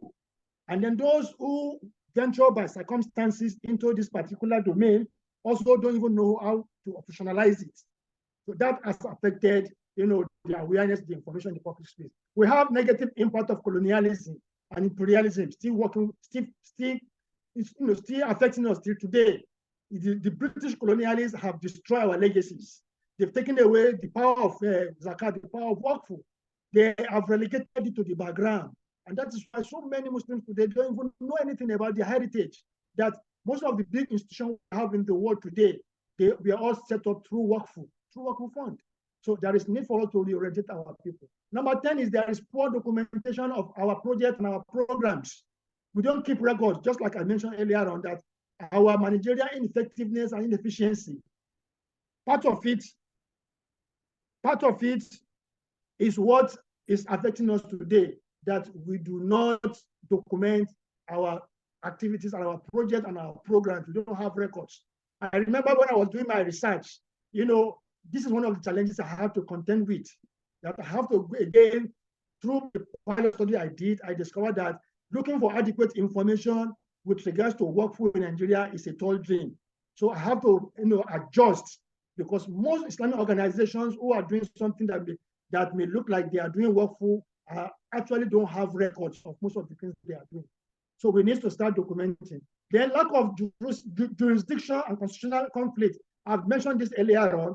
These are just some of the sections in the Nigerian 1999 Constitution as amended that talks about the conflicts. If you look at section 262, subsection 1, 262, subsection 1, paragraph C, and the remaining one there, they are Nigerian constitutional provisions that are conflicting with one another on the issue of workful and how workful can work in Nigeria. So some of our lawyers, some of our legal experts, some of our parliamentarians, there is need for us to sit down with them, so there is need for us to lobby with them to see how we can do justice to this area to protect this institution in Nigeria. Workful and zakat work. I remember during the regime of former governor of Kano State, Ibrahim Shekaru, when he was governor, he gave massive support to zakat institution in Kano State. But with the exit of Shekaru, we have not seen any governor that actually continued the legacy left behind with respect to zakat and workful in Kano State. But we want to also commend the governor in Sokoto State, who has given the enabling environment support to our own chairman of Azawan, and can see the massive work he is doing with his team. So at times, undue government interferences can also be a minus, for this institution. So government, except if government establish a ministry of Awqaf, then we know that yes, there is a full-fledged ministry that is in charge. But if they don't have, with the way things are going, from time to time, we'll be seeing this conflict, these interferences, and it is the Ummah that will suffer last. Then the next one, 13, is the poor or weak investment portfolios. So like I mentioned earlier, because we don't have the experts in this field, people want to do work for example, are giving seed capital, but they don't have the expertise. So they don't even know the kind of investment portfolio they can put that particular seed capital to ensure the sustainability and continuity of the workful project. And this is also affecting the output of these institutions, the way they are working as today. Very few are doing very well, but so many are not doing well because they don't have the required personnel to drive it. The last but not the least is the traditional model that is still being used till today in so many other areas. The world has been digitalized. We must go technology. We have seen how technology was brought in during COVID-19 to be dispensing zakatable produce to people in need, and also to be collecting, zakat money from people. So most of the zakat and workful workers must also rise above board. Like I've mentioned earlier, that we must be IT savvy. We must be prone to going digital so that we can break the barriers that is facing us. This will now take us to the next slide, please, telling us about some of the opportunities that abound in terms of career. So like I've mentioned earlier, workful or zakat institution is not something that just any Tom, Dick, and Harry can just wake up one day, say, I want to establish it and I want to be running it. No. When we talk of a career, we are talking of an occupation that is expected to take a very significant part of our life. So which means we must have undergone a rigorous training process that will now bring us out as somebody that has the capacity, that has the knowledge, to be able to drive it. So some of those areas where we have career opportunities for these two institutions are to be a researcher, to be a researcher, either for zakat or for workful. This will also, will widen your scope of understanding, will take you around the globe. We open your eyes to see so many models that have been used in the past and those that are being used today, and then it positions you properly to be able to provide people who want to use, information for the betterment of the workful institutions. Then the next one is specialists in Islamic social finance. Like for myself, when I started the work of zakat and workful, I left, my field and then decided to choose to work in the humanitarian or charitable institution. I said, I want to build a career. It was not by accident. I made a choice that I want to build a career in this particular area. So, and when I ventured into it, I did a lot of research. After doing the research, then, I never had the practical knowledge, about it. But because the research I did, gave me a lot of information that I needed. And then we started. Having started, I saw so many challenges up and down. And I said, look, Abdullahi, if you must be a professional in this field, if you must be an expert in this field, you need to go beyond what you are doing today. That was the primary reason why I went for my PhD, to do deeper research and then to undergo the training, and to now be able to say, yes, I'm a specialist or an expert in this particular field. So it is an opportunity for you, and to give you a lot, of opportunities beyond what you can even imagine. Then the academics also is another area. You can decide to say you want to specialize in Islamic social finance in academics. There are so many others. Somebody can read Islamic studies, but doesn't make you to be a specialist in zakat or a specialist in waqf. But you can be a specialist in zakat and waqf when you narrow down, your work to this particular discipline. Then you want to build a career in that line. Then thirdly, also documentary officer. They also have opportunities to work in these institutions. Like I did mention, one of the challenges we are facing is that most of the institutions we have today, they don't document the activities. And when you don't document activities, and students who are doing research in either zakat or in other work, when they write to your organizations that we have seen you doing this, doing that, please, we need to do interview with you, we need to have some materials. I can tell you, so many of them don't have documented record of their activities. So we can also have people that have studied some disciplines, but they can come down to these institutions to build a career, and then they can undergo maybe a certification program to be a documentary officer, for zakat or waqf. Then administrators. Fortunately, zakat is one of the institutions among the 5 institutions that Allah Himself specifically mentioned them in the Quran as administrators. So you can see that it is not something that you can just branch into or just bump into. You must systematically prepare yourself, train yourself, build your capacity to be a zakat or a waqf administrator in this area, which is also what I'm currently doing. And there are many other people that we have also trained, and we have also encouraged them to go further, to go and train themselves, in some institution like the Islamic Finance Professional, like the 3BF in Kano, where they can be certified as people who have knowledge of Islamic finance with bias for Islamic social finance. Accountants also, it is also a career one can build in this institution. Any person that has studied accountancy, that has come out as a graduate, can also go into this particular institution to study. Fortunately, IOFI, today they have what they call professional certification program for accountants to prepare you further for this kind of an activities or assignment if you want to build a career in this particular discipline. Number 10, you can also come in as a Sharia advisor or as a Sharia auditor. Sharia advisor are Sharia experts, and they are different from Sharia auditors. So these are 2 different, but we can find somebody combining the 2 together.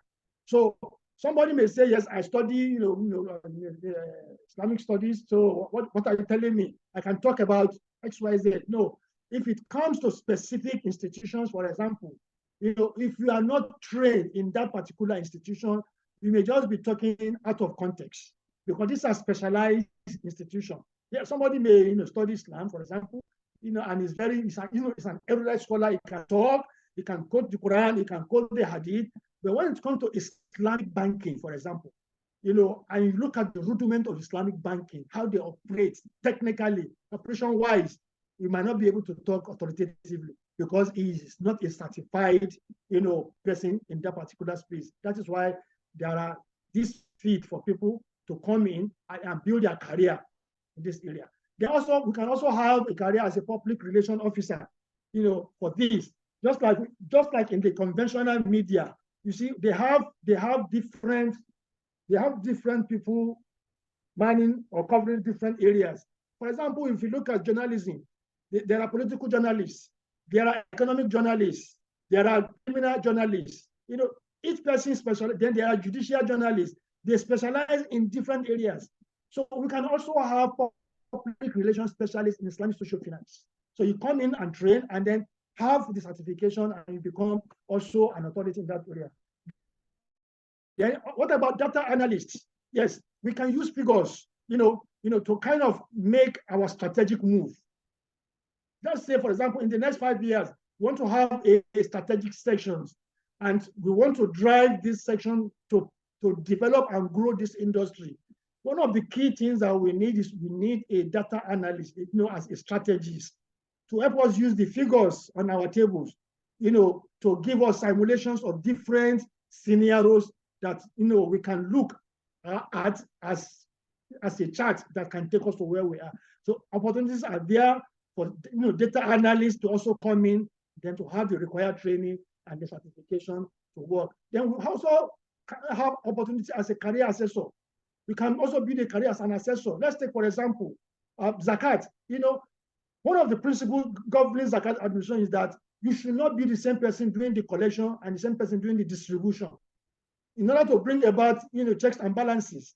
So somebody must be an assessor, somebody must be a collector, somebody must be the distributor. So in the structure of the organization, we must have officers manning these different areas. So to be an assessor, there are quite a minimum basic knowledge that you need to be able to say that this person has the knowledge. For example, when we look at the issue of agricultural produce, how can you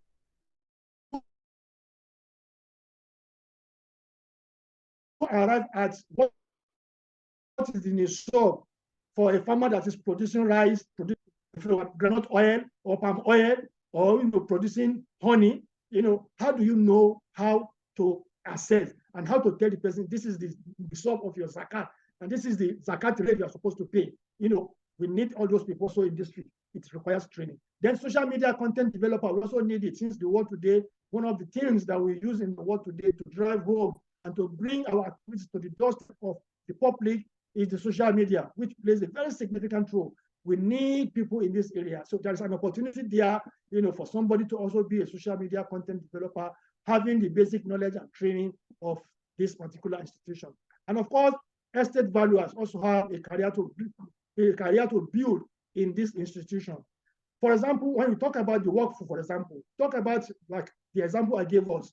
If you have partnership with IDB, if they want to build, an edifice, or you want to acquire an edifice, to use as your Waqf institutions, you will need an estate valuer to do the valuation, and then to ensure that we are doing the correct one. So we need professionals in that particular area. So people who are estate valuers also have opportunities to also build their career in Islamic social finance. That is just one example, out of others. Let us also look at the next slide, please. The next slide. Then I've already mentioned about the collectors, that you can also work as a zakat collector or as a Waqf collector. Let's go to the next slide. As a Waqf collector, I've dealt about this. Then the other one, distributor, I've talked about it. There are also other opportunities to be a risk analyst. In the workings of Waqf, we need analysts. We need risk managers, risk analysts, because Waqf is an institution. When you establish Mawquf, we must be able to do the risk profile of those, Mawquf that we have done, and then to be able to ensure whether also we do risk investment. When we want to invest some of the Mawquf, we need a risk expert to help us do, the risk, analysis of those institutions, to tell us what our risk appetite, on those Mawquf are, so that we don't use our hands to bring about the destruction of the Mawquf that has been given to us as a trust. The number 16 one is also to have correspondents, Islamic social finance correspondents. Fortunately, I have seen, some of our sisters who are working in some media houses, alhamdulillah, that we still need more of them who are, helping us to create public awareness on Islamic finance generally, not limiting it to Islamic social finance, Islamic finance generally. And this is just one of the things that we need. So we need so many of them to come on board, and they can build a career in this area, and they can also help to develop this institution. The other one is investment analysts. So there's no way, you can operate Zakat institution, you operate, Waqf institution without having as part of your team investment analysts who can enable you, who can help you to be able to do the critical analysis of any investment you want to venture into with our core funds, so that you don't put them in an investment that will crumble and then the Waqf will just die in natural death. So we need experts in those fields. And these experts can also grow a career here. And of course, it is also important that we can also build a career as a legal expert. There's no way you will run a Waqf institution if you don't have legal expert in it. Then I will tell you clearly that you are not doing the correct, you are not running a correct Waqf. But there's no way you run it and you don't have legal experts who are granted, who are knowledgeable about the institution, and you want to tell us that you are doing the right thing. I will tell you there's no way you can tell us that you are doing the right thing. So legal experts can also, develop a career. Somebody may read, may read, any law degree, and then they want to zero down the area of specialization to these institutions, and there are opportunities. There are ladders one can also climb to reach the peak of their. Also very key, like the example I gave us the other time with regards to the Waqf Sukuk of the King Abdullahi Waqf in Saudi Arabia. We need people who can establish enterprises that will stand the test of time with Waqf funds, and then they can also drive it, and they also be a role model for the younger ones coming. The last but not the least, the stock specialists. Stock brokers can also come in, have a career, have capacity training to be stock specialists in Waqf, because there is no way we talk about Zakat, there's no way we talk about Waqf that we not talk about shares.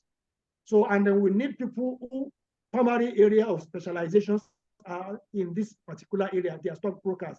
They can also develop a career in this particular area when they are trained appropriately.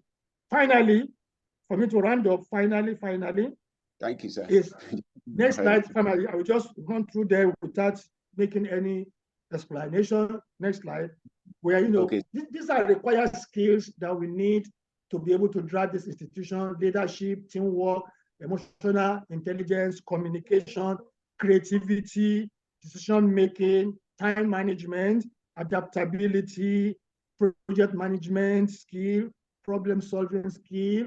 Then we also have critical thinking, then learning skill, and of course collaboration skill, organization, and then work ethics, and finally flexibility. And then in conclusion, this is a very good news for us in Nigeria. Having gone through the IFDI market and global average report on Islamic financial institutions, we can see in 2019, Nigeria, Morocco, Tajikistan were among the 3 fastest growing markets worldwide for Islamic finance, asset by value. In 2020 again, through the IFSI Stability Report 2022, it shows that under the corporate social governance, corporate social responsibility, this is where, issue of humanitarian activities, charitable activities take place. Nigeria, in the whole world, Nigeria came fourth under governance and corporate social responsibility sub-indicator. In 2021, Nigeria moved from the 4th position to the 3rd position, still under this particular space. So, which means clearly also that, some of our financial and some of our institutions in Nigeria who are working under either Zakat or either Waqf institution are really, really not doing very bad. I'm talking of those who are working professionally, they are not doing very bad, but there are rooms for improvement, and we have not reached where we are going. On this note, I want to thank you for having me and also for your listening attention. Jazakumullahu khairan. Assalamu alaikum wa rahmatullahi wa barakatuh. Wa alaikum assalam wa rahmatullahi wa barakatuh. Jazakumullahu khairan, sir. It is nice being with you all this while. We have benefited a lot, sir. It is highly comprehensive, advanced, and also compacted. Because looking at it, it's beyond what one can easily understand everything at once. But inshallah, we still be looking forward to still benefit from you in future. Inshallah, please don't hesitate to respond to our invitation at any point in time we invite you, sir. because we have a lot to benefit from your wealth of knowledge, sir. May Almighty Allah continue to reward you immeasurably. We have a number of questions that people have put in the chat box. I want to believe that we'll be able to respond to them all. But before then, sir, we want our mentors in the house to make contributions to what has been said so far. Specifically, I can see our chairman here, the chairman of POSICOM, and ASA1, Sokoto State Zakat and Endowment Commission, an association of Zakat and Waqf Organization of Nigeria, in person of Mala Muhammad Lawal Maiduki.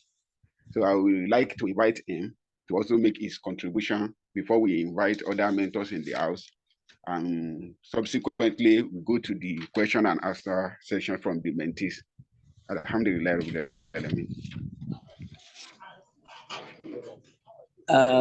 Bismillah ar-Rahman ar-Rahim. Alhamdulillah. Wassalatu wassalam ala man la nabiyya ba'da. The convener and the speaker and the chair and all other distinguished brothers and sisters,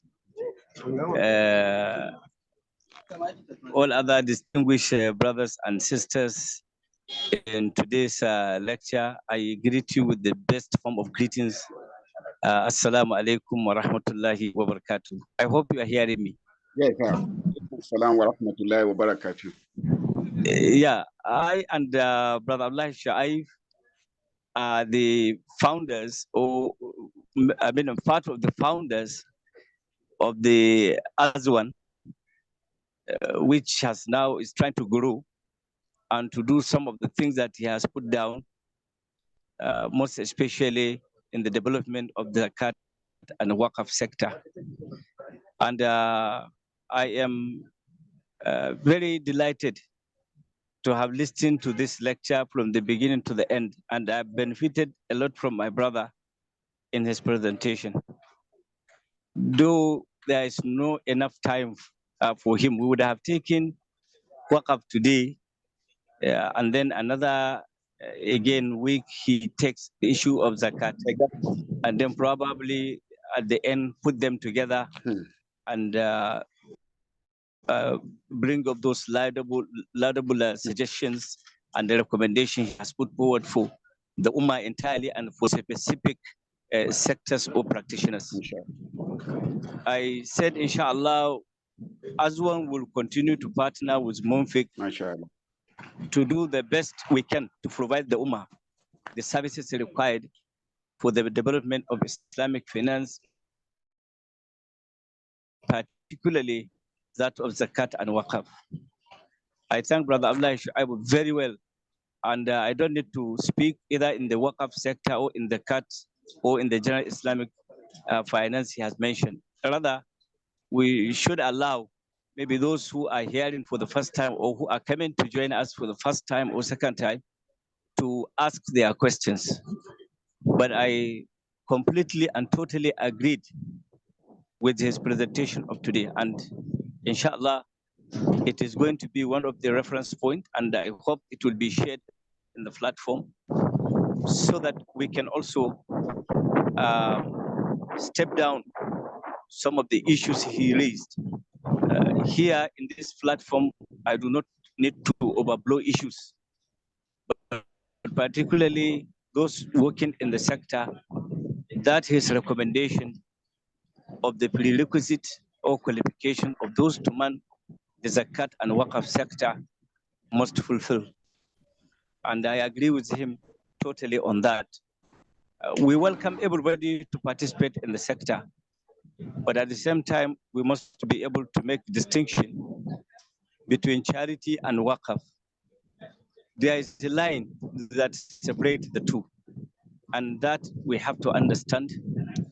And today is very cheap. You create a platform and you call for people to donate, and people will ignorantly donate.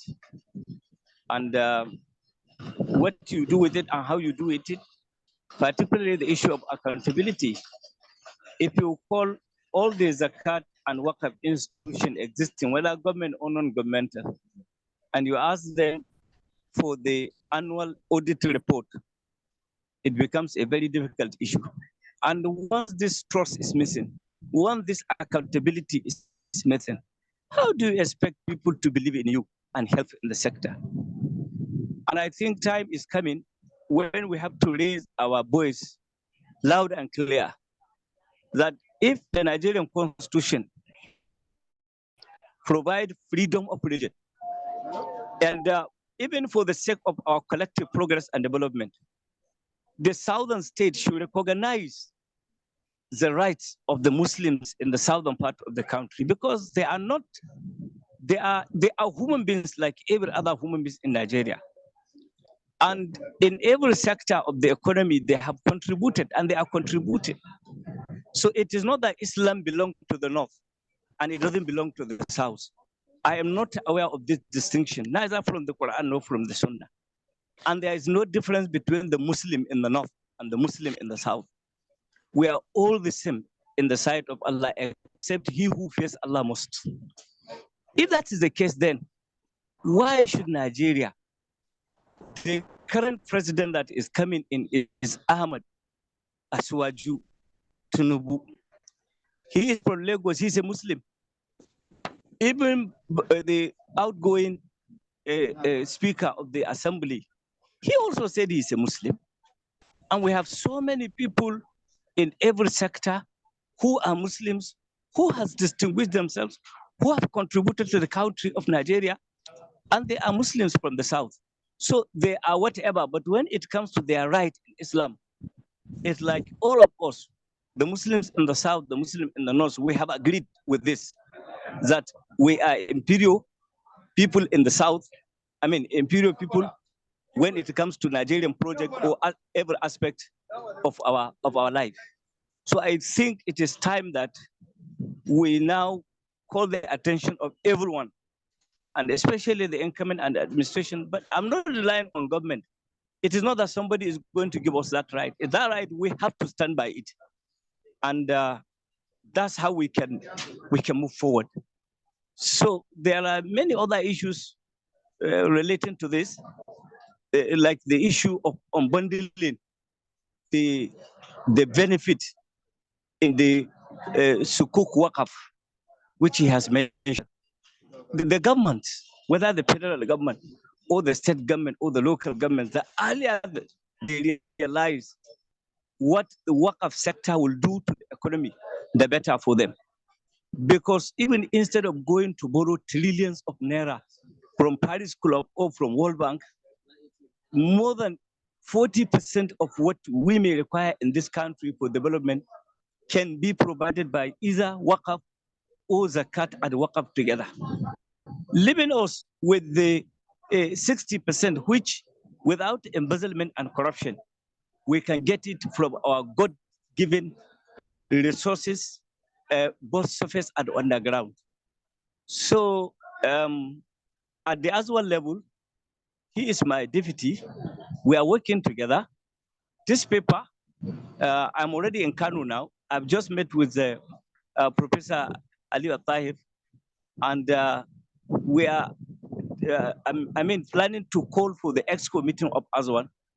This paper presented by our brother today is one of the agenda that we should discuss and explore some of the avenues which he has raised in this meeting, in this presentation, for the benefit of all and for further bringing together all like minds in Zakat and Waqf operators in Nigeria. Sorry for taking much of your time. I thank you for this opportunity. I thank the speaker so much, and I hope that since the slides are there, all participants will go and look at it carefully by the email and WhatsApp number of the presenter so that people can reach out to him. This is what we are out to disseminate to people. I thank MUNFIQ for being consistent in this platform and in organizing this lecture. And Alhamdulillah, I've seen a lot of people today. About 50 plus of us have been in the platform up to this moment. I thank everyone and Jazakumullah khair. Assalamu alaikum wa rahmatullahi wa barakatuh. Alaikum assalam wa rahmatullahi wa barakatuh. My chairman, I remain loyal. Jazakallah khairan. Jazakumullah khairan, Chairman Sam. May Almighty Allah increase you in knowledge and make your life more beneficial to the humanity. So we will still be looking forward to your own session too on the Sunday, 16th July 2023. Thank you very much, sir. May Allah reward you abundantly.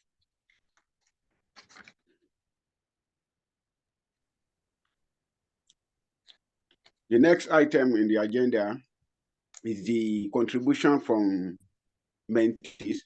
But before then, please, if we have any mentors in the house that still want to keep in one or two things, you're highly welcome, sir. Okay, Assalamu alaikum wa rahmatullahi wa barakatuh. Wa alaikum assalam wa rahmatullahi wa barakatuh. Okay, Amina Ladan Baki, you can unmute yourself to make your contribution. Assalamu alaikum. Thank you for this opportunity. I'm sorry, my reception has been pretty bad, and I've been in and out, but I have thoroughly enjoyed listening, and I believe I have learned a lot, from this presentation. Dr. Imam and members, well done for your time and energy for putting this together. And really, my concern is, there's enormous amount of information presented here today, just like you do in your other forums. But what my problem is, how do we get it to the people to understand? For example, Dr. Imam was talking about, zakat, the different items that you can draw zakat from. Even the common Fulani woman would know in Korea, if she understands what it means, should be able to pay zakat by the end of the year.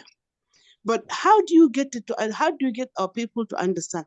Is it possible for the forum to organize a way of translating this very essential informative document and all your other documentations in languages that people may understand, not just in English? Because I believe the people that we're trying to reach are not always fluent in English, in Arabic, but we have Hausa, Yoruba, Igbos, Nupes that need this information needs to reach so that they understand. And I'm sure if I'm just suggesting if it is possible for us to try and translate as much as we can, this well-presented documentation so that we can reach other people, unless you have other ways of doing it. Thank you and congratulations. Thank you very much, Ma. I think Dr. Shuaib will want to respond to that and perhaps also speak on the prospect with regards to that, maybe from the Azawan. I think this will also be a good challenge to Azawan as well, and also MUNFIQ. Thank you very much, our DG. Let me first also join you to thank Haji Amina Ladan Baki, who happens to be my principal. She's my leader. She was a former commissioner, in Kaduna State, and she belongs to so many high-rated Islamic foundations. And she's also an activist, especially when it comes to building the capacity of women generally. I am always learning one or two things, from her. She's a mother, a grandmother. So Jazakumullah khairan. What you have said is very, very correct, and I align myself with it. It's a challenge we are going to take up at Azawan level. We have been discussing this, just like my chairman of Azawan said earlier on. So we will also table this before then. So many other presentations that we've done even in the past, how we can translate those documents into our major languages for our people to be able to understand. So Jazakumullah khairan for that very useful suggestion you are giving us, man. You always add values to our lives each time you come across us. May Allah reward you, man, and may Allah reward your organizers. Thank you. Thank you so much, sir. Let me call, before I will give room to the mentees, so let me call Azawan Secretariat to make its contribution. All right, thank you very much, our DG. Assalamu alaikum wa rahmatullahi ta'ala wa barakatuh. Wa alaikum assalam wa rahmatullahi wa barakatuh. Hello, can you hear me? Yes, we can hear you. Okay, thank you. Let me join others, especially my chairman and Hajmina, to congratulate our able speaker for the wonderful presentation. May Allah reward you abundantly. If this is a session for awarding another degree, if not because you have already gotten your third degree, as an external examiner, I would have conferred on you another PhD. Doctor, Jazakallah khair. So having said that, Hajj Amina has raised an important issue, which actually other one is on it. Perhaps after this, we'll discuss with the presenter to see the possibility of translating this material into at least Hausa and Yoruba, so that the Ummah will benefit it even more. And also the chairman has said that there is need to have a kind of step down presentations at various levels, so that the people in the rural areas could benefit from what is actually packaged in this very comprehensive presentation. So with this, inshallah, we thank the organizers, and we hope in the future we'll, other one should be clearly also maybe a partner in this kind of important occasion. That will also, I will take up to our DG, inshallah, to make sure that we are working together. Jazakumullah khair. Wassalamu alaikum wa rahmatullahi. Thank you so much, Doctor. I know I believe you know that this is also being done as part of the Azawan project. Yes,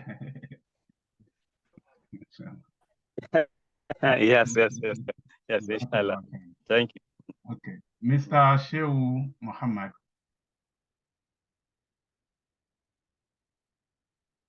Assalamu alaikum. Wa alaikum salam.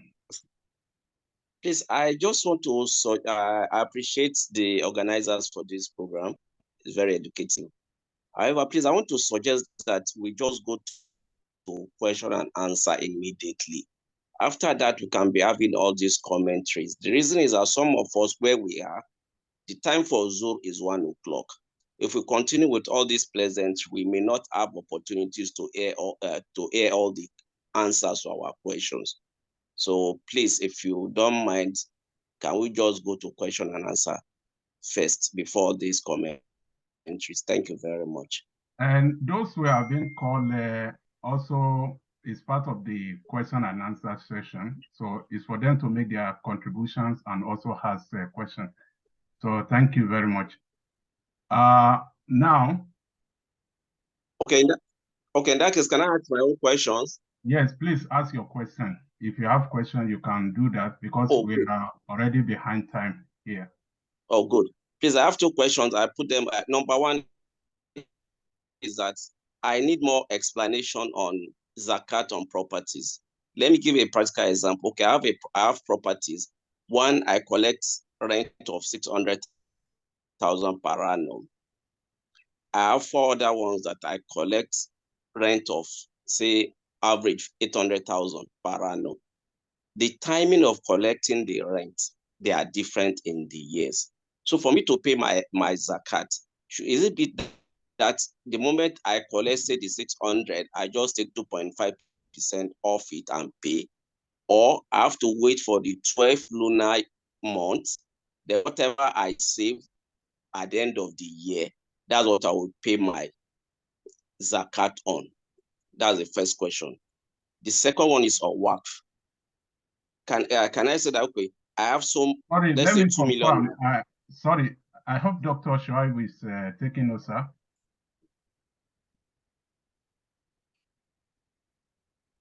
Oh. Yes, go ahead. I'm with you. Okay, sir. Please make it short so that we can allow others to also have. Yes. The second question.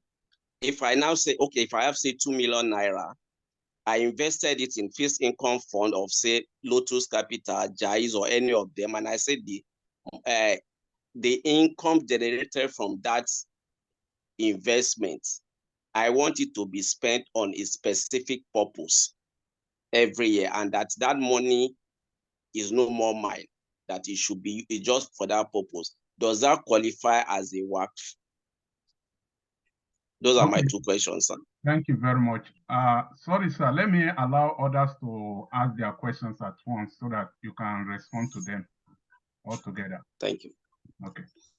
089. Please unmute yourself and make your questions straight and short.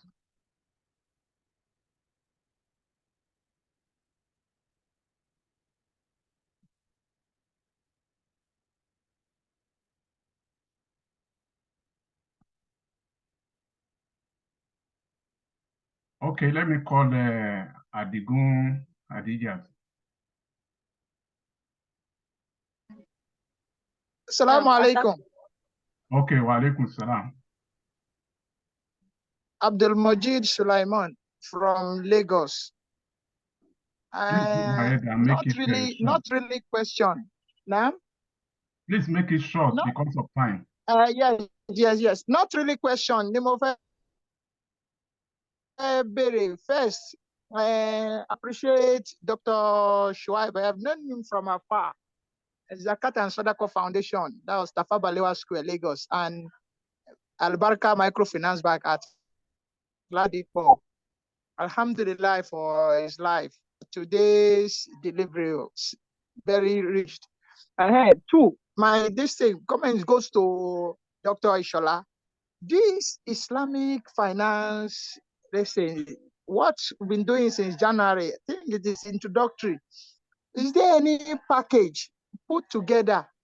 We have Ilekeu all over the place, Morikas, Dawa, Adaru, all those places.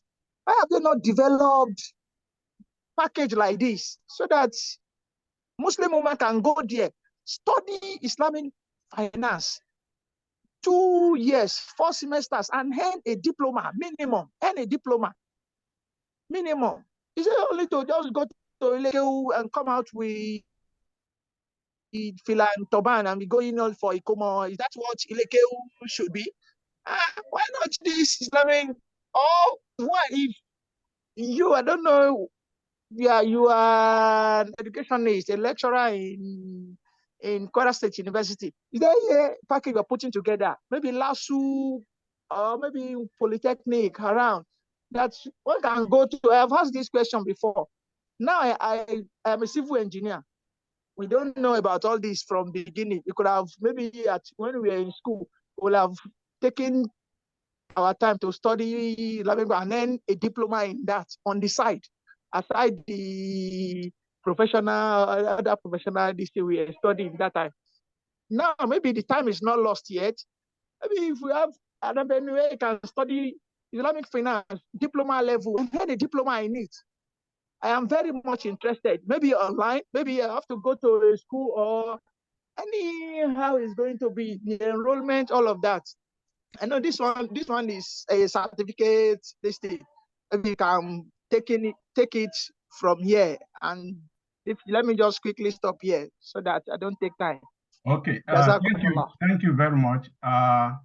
Your observation is well noted.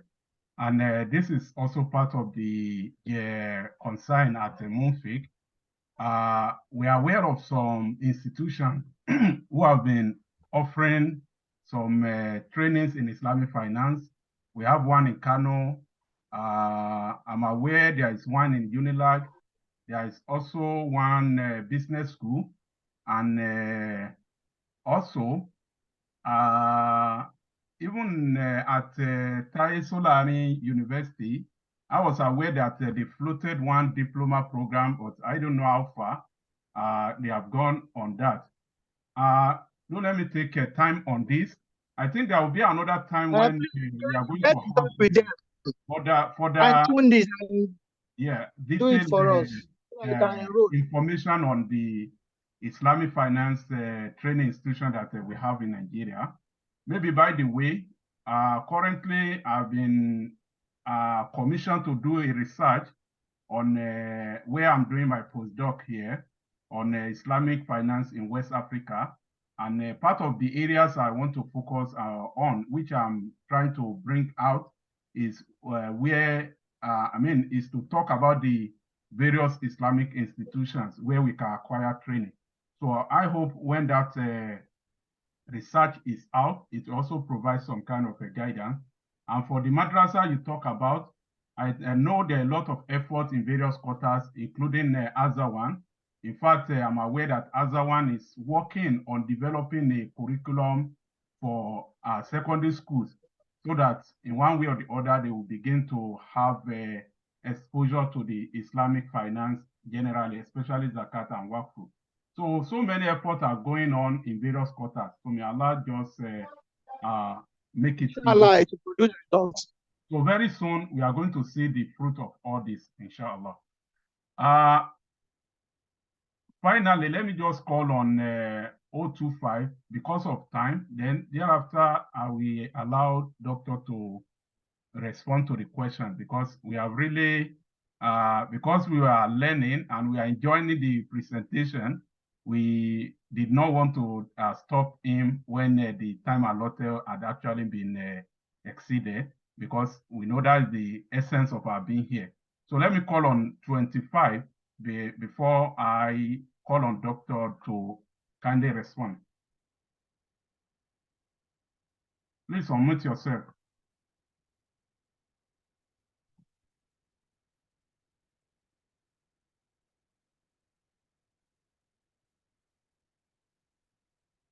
I'm 005, right? That is what you wrote. Please go ahead. Okay. Assalamu alaikum. Wa alaikum salam. Thank you so much. I really appreciate our lecturer. May Allah continue to increase him in knowledge. So I have these questions. The first one is concerning the issue of conflict in Zakat and Waqf.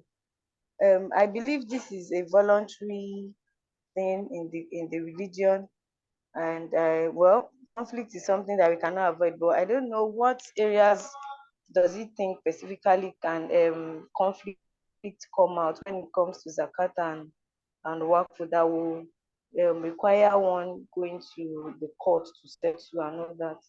Then the second one is on the issue of returns for Mohabis. Now, he kept mentioning moratorium, and I believe that should refer to an agreed period between the person that is releasing the fund to the person that is being given the fund to kind of pay back or something. So I don't know, is it that there is allowance for the person that is being given that is given the fund to pay back the fund at a particular time, or is it that the person that is giving the fund out to can also get a return back after some period of time? So I don't know what I want to get that right. Then the third one is regarding to zakat on assets. Please, I want to get this. Is it that the return on that house is what zakat to be paid? For instance, if the house worth like 10 million naira and you have like 4 flats in that house that the person is getting like 800,000 per annum from, is it the cost of the worth of the house that the person is paying zakat? Or what exactly is the zakat going? How is the zakat going to be calculated? Will it be 2.5% of the worth of the house, or 2.5% of that 800,000 that is being gotten at the end of the year? Now, what difference is it from someone that actually builds and sells house?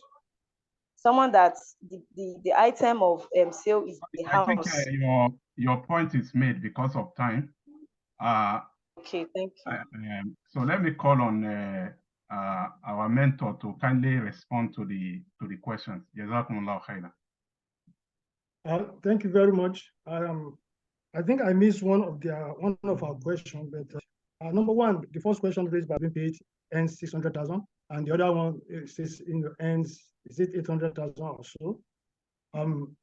The house, I mentioned it earlier. I want to use 2 stones to kill one stone to kill 2 birds. Earlier, I said a house built, the intention must be declared. this house is for commercial. If it is for commercial, then the rental income from the house, if it is up to and above the nisab, then you pay zakat on it. If the house is for residential, when I say residential, I mean you are the one staying there or your relatives are staying there, but you are not collecting rent from them. There's no zakat on it. No amount of the worth of that house, there's no zakat on it. So it is a general principle. Anything you use it for your personal use, you don't pay zakat on it. So in this particular case, if that is the only source of income for the person,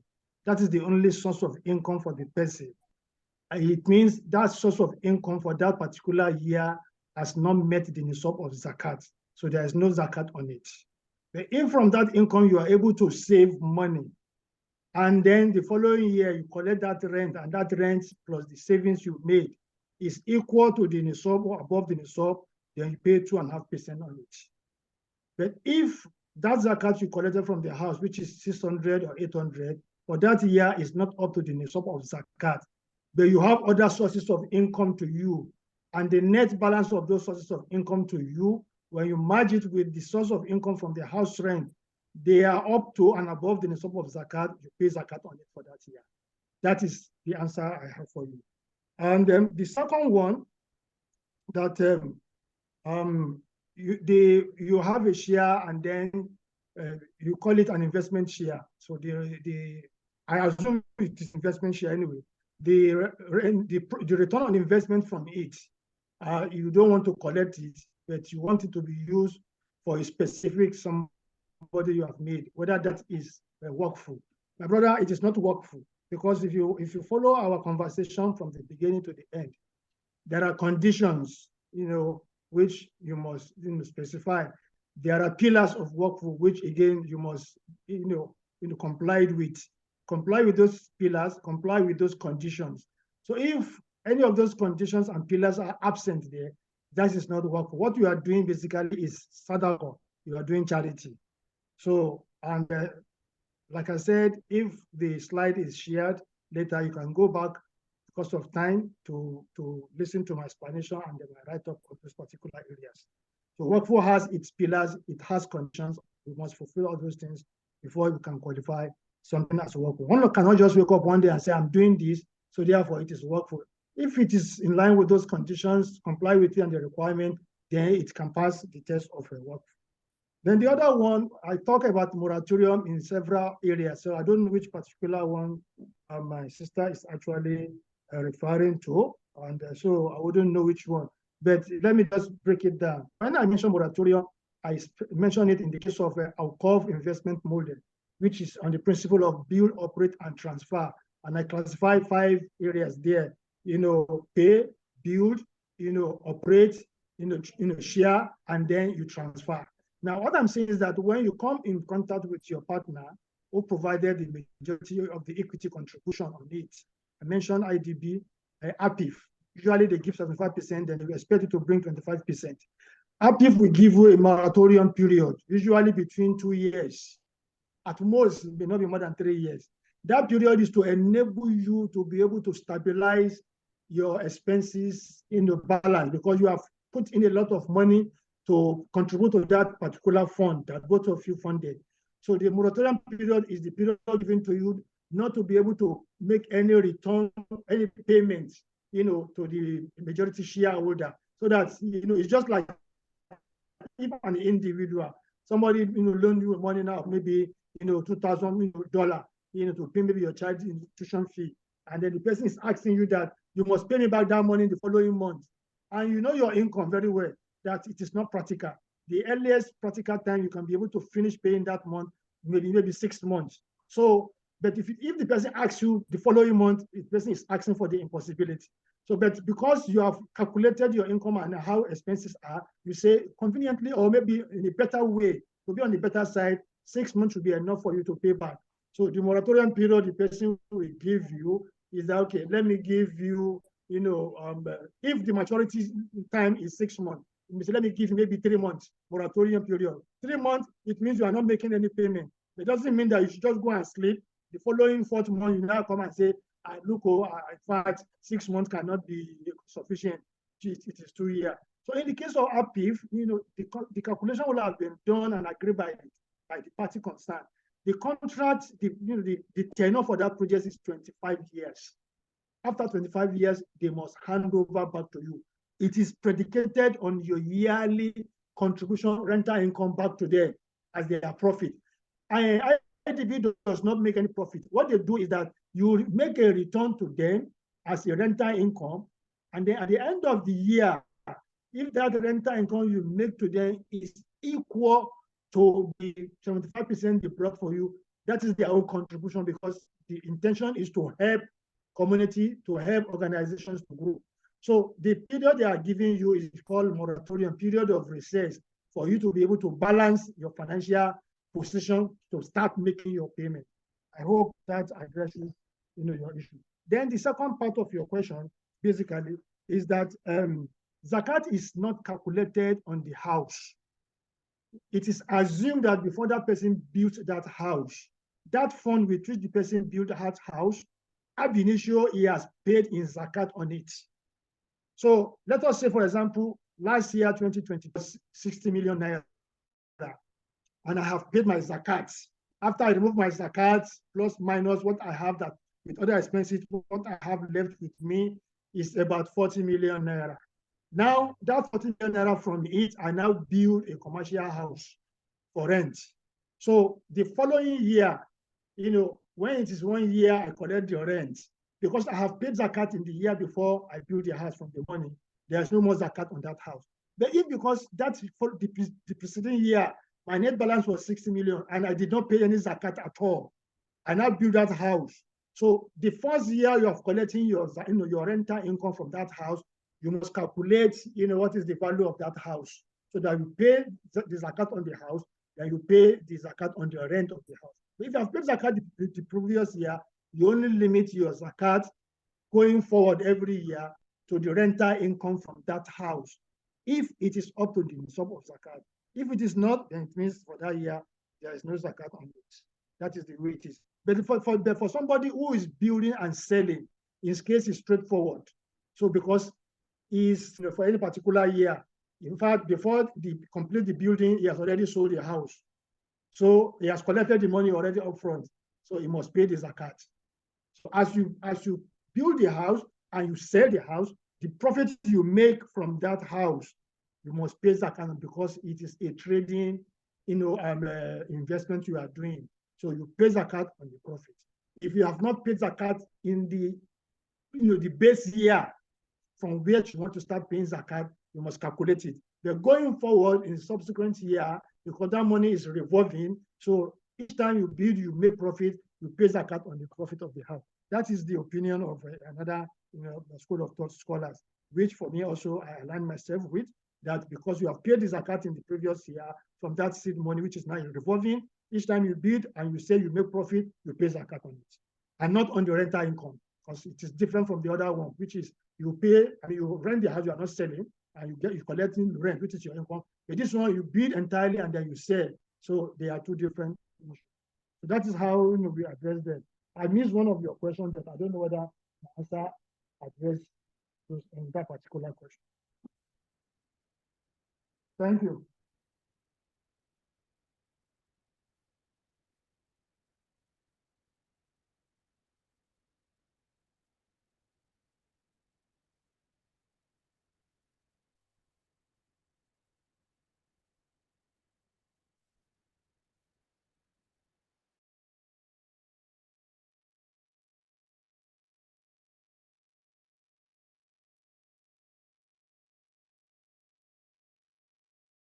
Assalamu alaikum wa rahmatullahi wa barakatuh.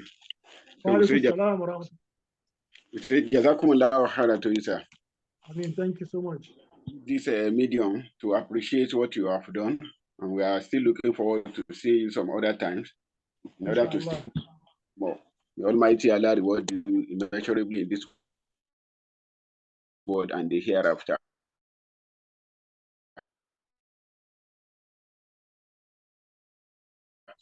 We have a certificate to present to you,